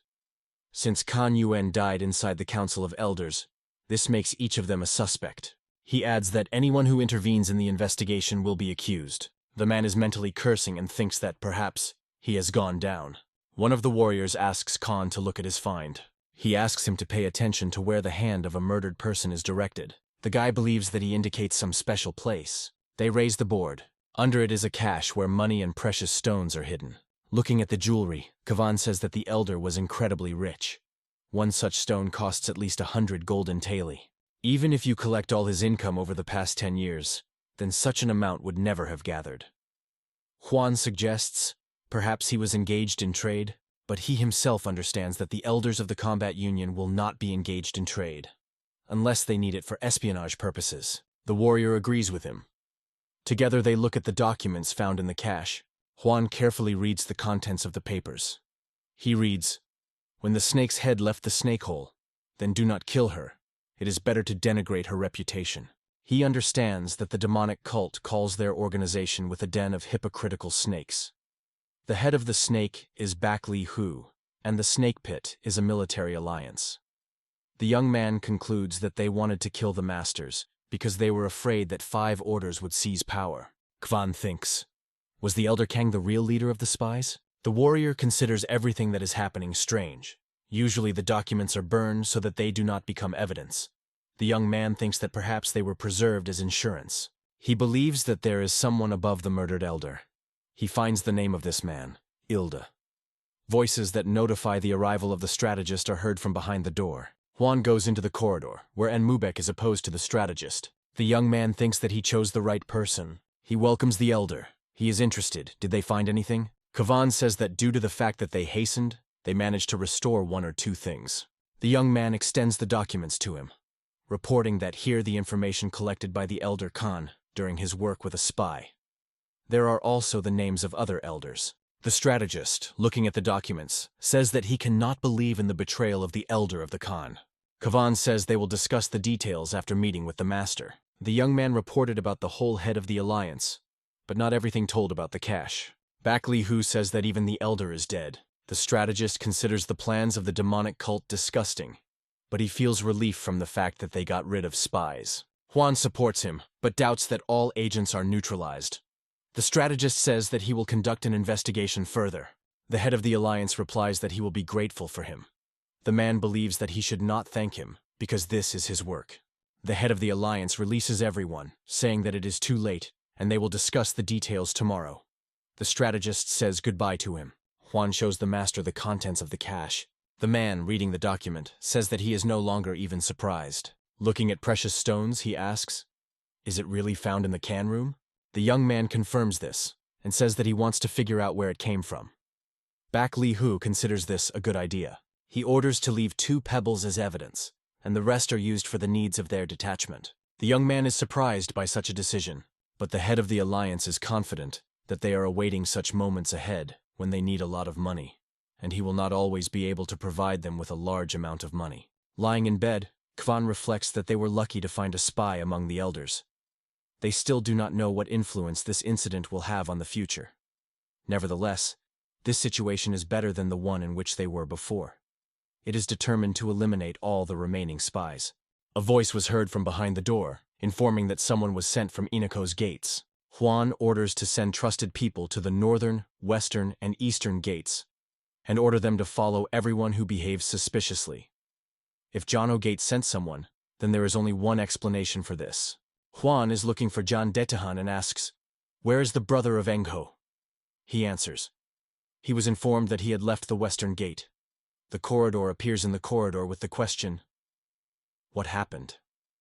The young man decides that they need to hurry, and asks the girl, "She is with them?" The girl gives the order to the 3rd team to speak. They rush forward, hoping to intercept the spy. The warrior points to the label. An arrow is clearly visible on the wall. Sangha is surprised by his vigilance. On the column at the entrance to the tavern, they find another mark. The girl will annoy how she does not bother her vision, but she cannot consider anything. Juan believes that they need to be divided into 3 groups. Warriors fulfill his order. One of the guys calls Lee Kun. The young man hurries to the call. He reports that the person they are pursuing is dating someone in a room at the end of the 2nd floor. Juan asks, "The name of the one he meets is known?" The warrior responds negatively. But, judging by the aura, this is a rather strong combat master, but not from orthodox sects. The young man orders to send 2 warriors here, Dongdae and the IOC Vuna. A tipsy man comes out of the tavern, complaining that the drink has a bad taste, as if it had been squeezed out of a rag. Juan is trying to understand who Engho meets. He suggests that this person can belong to a demonic cult. The warriors he expected came. Kavan asks, can they eavesdrop on the conversation taking place in the room on the end of the 2nd floor? Dongdae says that Engho meets a man whose age is 40 to 50 years old. He calls him the eldest Y. The warrior continues. The man asks why he allowed Khan to die. He says that person is trying to open the window. Window sash open and a man appears in the opening. Juan tells the soldiers to join others, saying that he will go himself. The young man goes to the tavern. He goes along the corridor. Approaching the door, resolutely opens it. There are 3 men at the table. One of them asks, "Who is he and why is he crazy here?" The second will recognize him. He is interested. "How is the young master here?" The young man replies that he must ask the detachment commander. What is he doing here? He replies that he meets with his uncle. Kavan says he did not expect that his relative would be someone from a demonic cult. The man answers, if the young man knows that he is from a demonic cult, then he knows his name. Kavan says that he does not know this, but he sees that he came not with good intentions. The interlocutor believes that you need to be bold enough to come here, not knowing who he is. The young man understands that he is far from a simple person. The man rises and exposes the sword, saying that if he came, wanting to die, he will fulfill his wish. Juan also takes on the blade, answering that it will not be so simple. The enemy says that the green youth directed the weapon to the SU of the Godin. He is interested in what his friends would say if they found out about it. Kavan understands that in front of him is the bloody demon guest Yuga Din is the highest mentor, known among the 18 demon mentors. With the current level of knowledge, a young man is not an opponent for him. He says that he did not expect to face a damned demon guest. The man replies that now he knows this and offers to start the battle. Their swords are crossed.